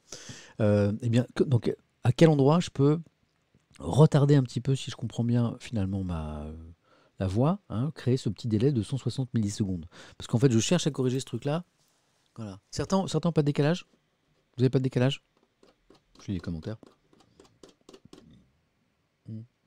Décalage sur PC mais pas sur mobile. Aucun décalage chez moi.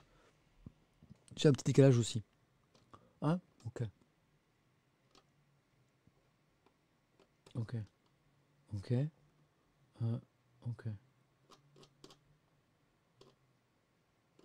Perso c'est nickel. Ah ok. Vous n'avez pas de décalage ce matin? Paramètres audio avancé. Okay. Pas de décalage. Ah, ça m'embête parce que certains n'ont pas de décalage. Zut. 160 millisecondes, c'est invisible. Bon. Ouais, très léger décalage. Bon. Mais 160 millisecondes, c'est rien. Peut-être que je peux essayer. N'hésitez pas à m'envoyer un petit DM en Twitter pour que je corrige ça.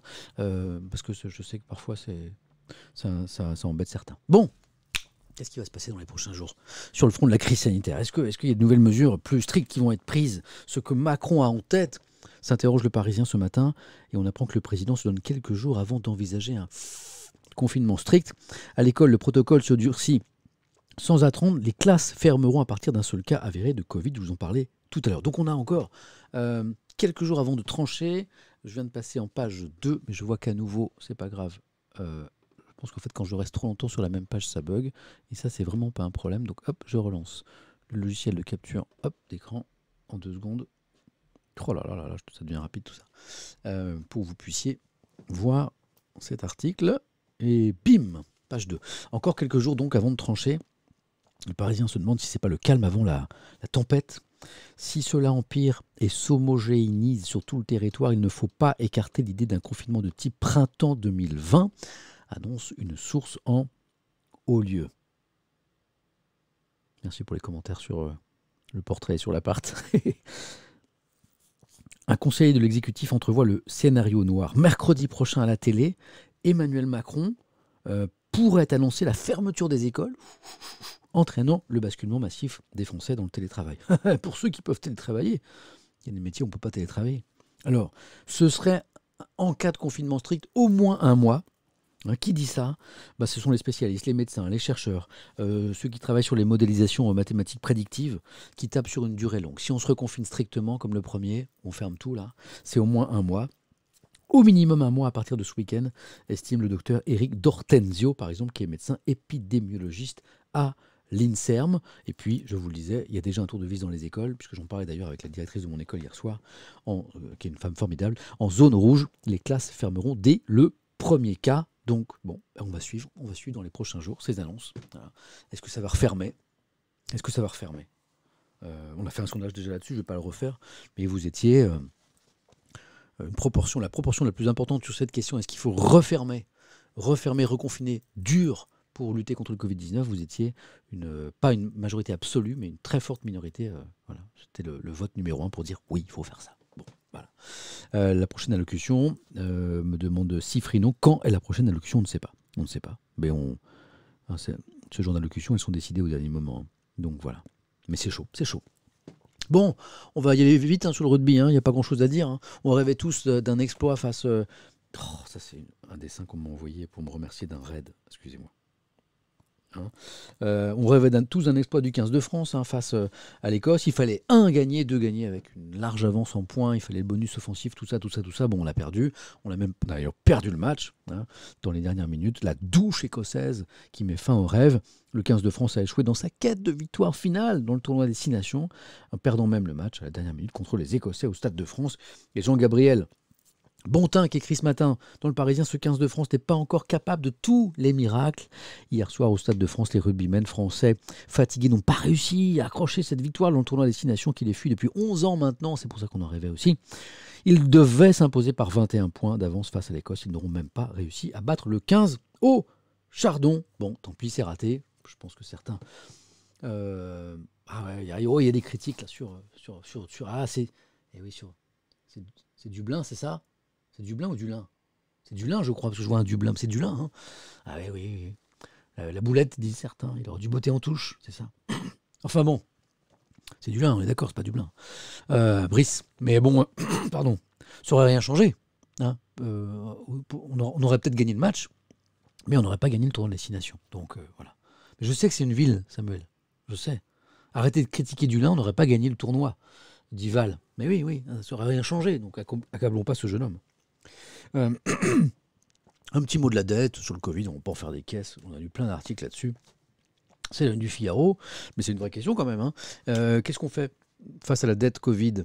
La dette publique s'est envolée de 270 milliards d'euros en 2020, continuera d'augmenter cette année. L'exécutif promet de maîtriser les dépenses, mais sans vraiment dire comment. C'est ça l'angle intéressant du Figaro, qui a écrit ce matin: jamais la France n'a vécu une si grande dérive de ses finances publiques. La dette a explosé. Selon le budget 2021, elle atteindra 122%. Mais c'est quoi ce chat dans la gorge? La classe. Je ne peux pas faire ça à la télé. À la télé, c'est... je peux plus parler. J'en peux pas. Mais là, je me racle la gorge. On est entre nous. 122% du PIB en décembre prochain. Cette flambée relance le débat sur la maîtrise des dépenses publiques. Conscient du danger de ces dérives, le gouvernement assure qu'il agira pour réduire les déficits et la dette lorsque la crise se calmera. Pour y parvenir, il compte sur le retour de la croissance, sur une meilleure maîtrise des dépenses publiques, mais sans austérité et écarte les hausses d'impôts. Bon, pour l'instant, c'est ça. On verra.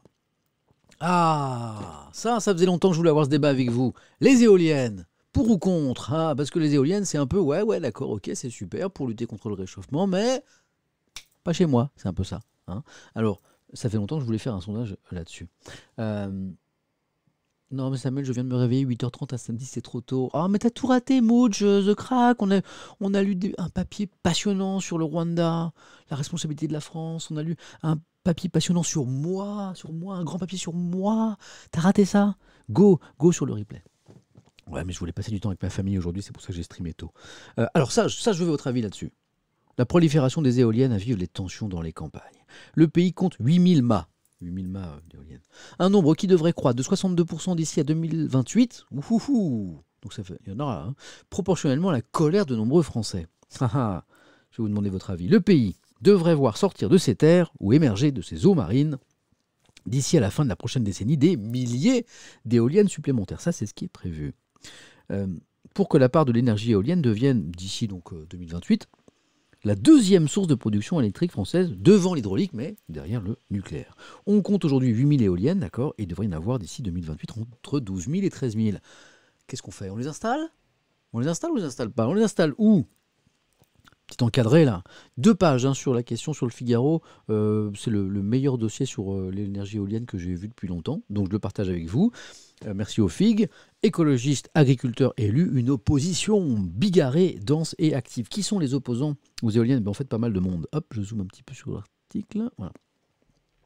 Mais qu'est-ce qui rassemble? Les amoureux du patrimoine, les défenseurs de la nature, les agriculteurs, les éleveurs, de plus en plus d'écologistes et de nombreux élus. Ça en fait du monde, ça. Amoureux du patrimoine, défenseurs de la nature, agriculteurs, éleveurs, écologistes, élus, tous vent debout contre les éoliennes. Oh, j'ai pas fait exprès. Vent debout contre les éoliennes. Oh, oh, oh, vent debout. Ah, improvisé. C'est bien ou pas?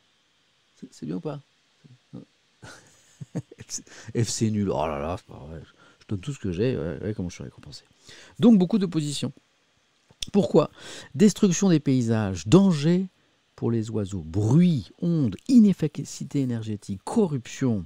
Cet agrégat un peu hétéroclite est très mobilisé selon la Fédération Environnement Durable qui regroupe près de 1600 associations. Vous avez une fédération avec 1600 associations contre les éoliennes. Il y a du monde. Cette exponentielle explique Jean-Louis Buttré qui est le président de cette fédération. Alors, première catégorie d'opposants, c'est vachement intéressant.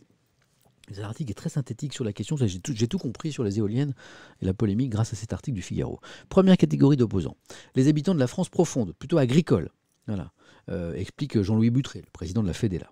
Tout à coup, ils découvrent qu'on les trompe, sous couvert d'écologie, que leur maison a perdu 20% de sa valeur. Ah. Viennent ensuite les néo-ruraux. Ils sont venus chercher le calme et la beauté au fin fond du Berry ou de la Haute-Vienne, et ils s'aperçoivent que les éoliennes sont en train de tout détruire. Et puis, il y a aussi de plus en plus de malades, poursuit le président. Des gens qui dorment mal, souffrent d'acouphènes, sont obsédés par le bruit lancinant. C'est peut-être une histoire d'infrason. Voilà. Selon une récente enquête IFOP, si près de 3 Français sur 4 déclarent avoir une bonne image de l'énergie éolienne, 53% d'entre eux ne souhaitent pas en voir apparaître près de leur domicile. Tout comme 44% des électeurs écologistes. La catégorie la plus nouvelle, ce sont les vrais écolos de base, et souligne Jean-Louis Buttré, le président de la fédération qui est opposé à ça.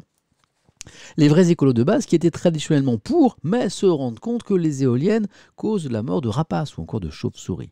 Sans oublier les chasseurs qui voient leur zone de chasse massacrée, les artisans pêcheurs préoccupés par la destruction des fonds marins, les vignerons, enfin voilà. Beaucoup d'opposition. Et alors, vous en pensez quoi, vous? Moi, je voudrais savoir ce que vous en pensez. Voilà, les éoliennes, bon bah moi qui suis parisien, et puis breton aussi, et qui ne voit pas tellement d'éoliennes à Paris, puis qu'on ne voit pas tellement en Bretagne non plus, bon, ça me dérange pas, quoi. Mais après, je me dis, ah oui, mais alors les gens qui vivent à côté des éoliennes, ça a l'air chaud quand même.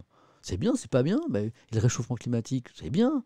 Mais c'est vrai que c'est pas très beau, c'est moche un peu. Bon, débat, je sais pas. Sondage, let's go. Gérer les sondages. Premier sondage du jour, quand même. Alors, et on fait basique, hein. Pour ou contre les éoliennes, hein, en France, hein, voilà, c'est ça. Hein. C'est pas genre, ouais, mais pas chez moi, quoi. C'est pas possible. C'est où on met les éoliennes, on accepte les nuisances qui vont avec, ou on les met pas. Donc, on fait basique. Simple. Basique. Vous avez la ref? Vous avez la ref? De simple et basique? Vous êtes des champions ou pas? Est-ce que vous avez la ref? Orelsan, voilà. Bravo. Je fais le malin. J'ai appris ça il y a pas longtemps. Donc, question pour un champion. Pour ou contre les éoliennes? Pour. Contre. C'est bon, vous avez la ref. J'ai vu, vous avez la ref. Bah, pas Maître Gims. D'abord, on dit Gims, aujourd'hui. Hein. C'est Orelsan. Pour, contre, je ne sais pas. Ça m'intéresse de savoir ce que vous en pensez, parce que moi, je sais pas, j'arrive pas à me déterminer. Let's go. Pour ou contre les éoliennes? 1, pour, 2, contre, je ne sais pas. Vamos. Je suis bilingue en plus. Folie. Voir les résultats. C'est parti. À vous de jouer. Si on faisait un référendum, là, en France, ça donnerait quoi? Let's go. Pour... Ah ouais, mais surpris. Eh ben oui. Je n'arrive jamais à deviner ce que vous pensez. Là, je me suis dit, bon, j'ai insisté sur toutes les nuisances, et on a parlé des animaux, les chasseurs, pêcheurs, le patrimoine, le bruit, le machin tout. Eh ben non. Vous êtes 52% pour. C'est intéressant. Vous êtes que 28% contre, 29 maintenant. Et je ne sais pas 20%. Hein. Vous êtes un peu comme moi. Vous vous posez la question. Moi, je suis dans les. Moi, je vous le dis maintenant que le sondage est lancé. Hein. C'est bon. Hein. Puis, ça change plus beaucoup parce que je veux pas influer. Moi, je suis dans je ne sais pas là. J'arrive pas à me faire une idée là-dessus. Qu'est-ce qui est le plus important là, comment dire la production d'une énergie propre ou voilà. En tout cas, vous êtes 51%, une majorité à être pour. Vous n'êtes que 28% à être contre. Et je pensais qu'il y aurait plus. Et 21%, ça n'est pas rien. Un peu comme moi, je ne sais pas. Ouais, c'est intéressant. Voilà. En tout cas, ça crée... Aucune énergie n'est propre. Bref, certains sont plus sales que d'autres quand même. C'est intéressant. Voilà, le débat fait rage dans le chat sur le nucléaire, là. À chaque fois, c'est normal. Je salue mon beau-frère Bertrand, qui bosse dans le nucléaire. Avec mon frère Florent, on lui fait toujours des vannes pourries au repas en famille. Parce qu'il est super sympa. Je pense que c'est le beauf dont tout le monde rêve. Le mec, il est hyper brillant, beau gosse. Il est cool avec ma sœur, principale qualité. C'est un papa parfait, voilà. Ingénieur dans le nucléaire, voilà, ça s'invente pas. Guitariste de génie, c'est Jimi Hendrix, le gars. Et on le charrie à chaque repas en famille. Et on lui dit, dis donc, c'est genre des vannes pourries, genre quand le soir tombe, il dit, tu trouves pas que Bertrand il brille un peu dans le noir là? Tu trouves pas qu'il est un peu brillant? Ouais, bah ouais, mais à force de se baigner dans la piscine de la centrale, voilà, ouais, ce genre de vanne là, voilà. Mais le mec est top. Bon, ben voilà, 51% pour les éoliennes, 27% contre, 22%, je ne sais pas, extrêmement intéressant. Merci, je pense que ce sera le seul sondage du jour. Ouais, les lourdeaux, bah ouais, pour vous. Bon, il nous supporte parce qu'on est les frères de son épouse, hein, parce que je crois qu'il en peut plus. Hein. Bertrand, on t'adore en fait. Encore raté. Bon, bah ça c'est la une de l'équipe. Est-ce que vous serez surpris de voir que l'équipe se désole de cette défaite et de 1 et 2 de ne pas avoir chopé le tournoi de destination? On va pas en faire des caisses. Et voilà. Eh ben c'est tout pour aujourd'hui. Eh ouais. On a lu la presse nationale, on a lu la presse en région. J'ai d'autres choses, mais je les ai pas encore lues. J'essaierai de vous les lire pour demain. On a le 1 qui est un excellent. Hop, la tablette. Qui est un excellent hebdo. Le 1, ça paraît, c'est une fois par semaine, c'est un hebdo. À chaque fois, un dossier, un thème, c'est super bien fait. La justice est-elle injuste? Je vais lire ça pour vous, j'essaierai de vous en parler demain. Philosophie Magazine. Avoir 15 ans, la nouvelle morale des jeunes. Ça m'a vachement intrigué, ça. Qu'est-ce que c'est? Je vais le lire pour vous. Souvent, il y a des petits rigoles. Ah, regarde Raoul P04, à l'instant avant même que je monte ça, disait « Et le journal de Mickey ?» Parce que c'est une vanne que je lis tout le temps. Et pourquoi tu lis pas le journal de Mickey? Qu'est-ce que j'ai fait? J'ai acheté le journal de Mickey, vous pourrez plus faire la vanne, je l'ai acheté, voilà. Donc je vais lire le journal de Mickey, et qui sait, il y aura peut-être un truc, hein. Tiens, prenons le sommaire. Soprano déjà. Soprano, numéro 1. Les chouchous de l'année pour les jeunes. Voilà. Voilà, il y a une petite biche, ou un petit, je sais pas quoi ce que c'est, un animal, avec un oiseau dessus, voilà, c'est intéressant. Il y a des Picsou, il y a Rapetou, je vois Donald, je vois Minnie, ouais, c'est quoi, c'est des cartes, oh il y a de la mythologie, je vois le Mickey, il y a les serpents, ah c'est marrant ça, oh bah ça, vous savez on parlera de ça, c'est pas mal, regardez. En fait, c'est un classement de popularité des personnalités préférées des 7-14 ans. Numéro 1, Soprano. Numéro 2, Big Flo et Oli. Numéro 3, Éric Antoine. C'est le magicien, ça, je crois. Hein. Numéro 4, Jean-Paul Rouve. Numéro 5, Jamie Gourmaud. C'est vraiment le vote des jeunes, en fait, c'est cool. Denis Brognard. Allez, je vous donne tous. Denis Brognard, Angèle, Antoine Griezmann, Omar Sy, Gims, Vianney, Issa Doumbia, l'humoriste, Kylian Mbappé, il est que numéro 13, Black M, Kadmerad, Olivier Mine, Loi d'Emra, Paul Pogba, Dadju, Amir, Stromae, Cyril Lignac, Kev Adams, j'ai rien dit, Kenji Girac, Slimane, Vita, Zinedine Zidane, M. Pokora, Philippe Etchebest, Mimi Mati, Claudio Capéo, Didier Deschamps, Julien Doré, Kids United, Amel Bent, Stéphane Plaza, Nagui, Jennifer, Jules, Aya Nakamura, Christina Cordula.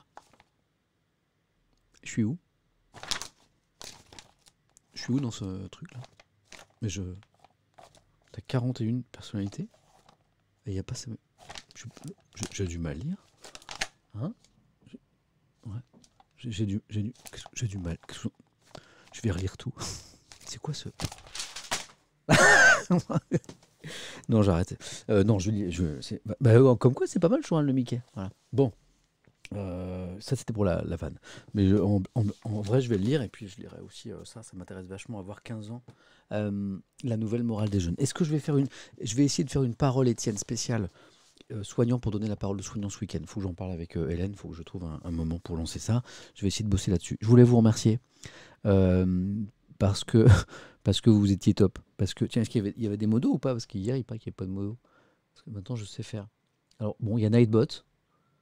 J'ai l'impression qu'il n'y a pas de modo. Voilà. Et pourtant, j'ai vu un chat nickel chrome. Voilà, hyper propre. Donc, vous êtes super. La plus belle communauté dont un streamer peut rêver. Enfin, un apprenti streamer. Je rappelle que je suis un journaliste qui de temps en temps fait des petites incursions sur le stream. Vous êtes tip top. Je voulais vous remercier pour ce moment ce matin. C'était sympa. Et puis, n'hésitez pas à suivre cette chaîne. Twitch, Samuel Etienne. Comme ça, quand je stream... Notification, téléphone, tablette, ordinateur, vous êtes au courant. Quoique certains ont pas reçu la notif, puis qu'ils sont arrivés au bout d'une heure et demie.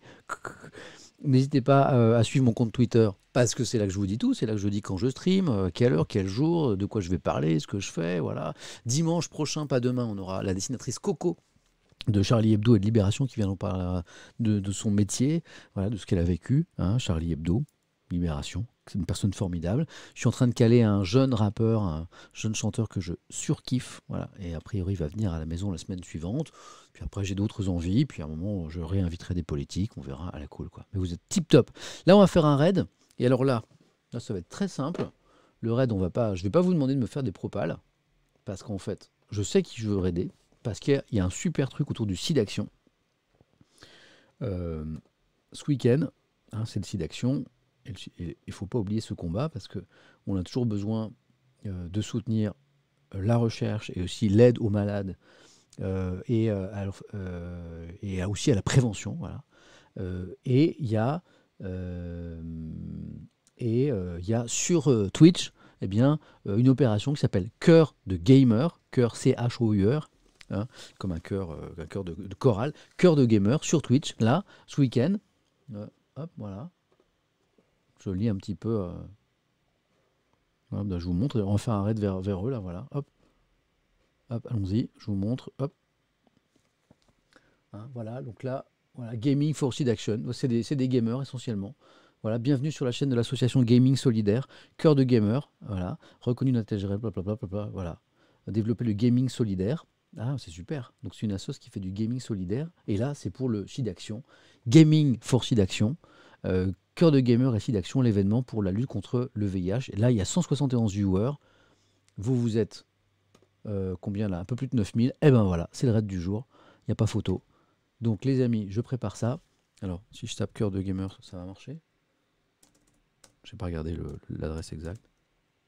Cœur de Gamer, voilà, ils sont là. Ils sont là. Tac. Donc merci pour tout. J'ai fait le raid en direct, c'est mignon. Je vous ai laissé l'écran, l'amateur tellement. Merci à tous, c'était un super moment. Allez voir ce qui se passe du côté de Cœur de Gamer. Moi, je leur dis bravo, c'est cool de faire ça. Je vous souhaite un super week-end. Je serai là demain matin pour la matinée Étienne. Je ne sais pas à quelle heure encore, je vous annonce ça sur Twitter, pour lire les journaux ensemble. J'essaie de faire la parole Étienne consacrée aux soignants. J'essaie d'organiser ça. Et surtout, prenez bien soin de vous. Et puis, soyez heureux. Hein, je le répète, soyons égoïstes. Soyons heureux. Parce qu'en étant heureux, équilibré, cool dans votre tête, c'est comme ça que vous rendrez les gens aussi heureux autour de vous. Voilà. C'est ça qui est le plus important. Allez, je lance le raid et je vous souhaite un super week-end. Merci pour tout, vous étiez top ce matin, comme tous les matins. Go! Je vous mets un petit écran d'attente, dans quelques secondes, vous basculez sur Cœur de Gamer pour le SIDAction. À bientôt.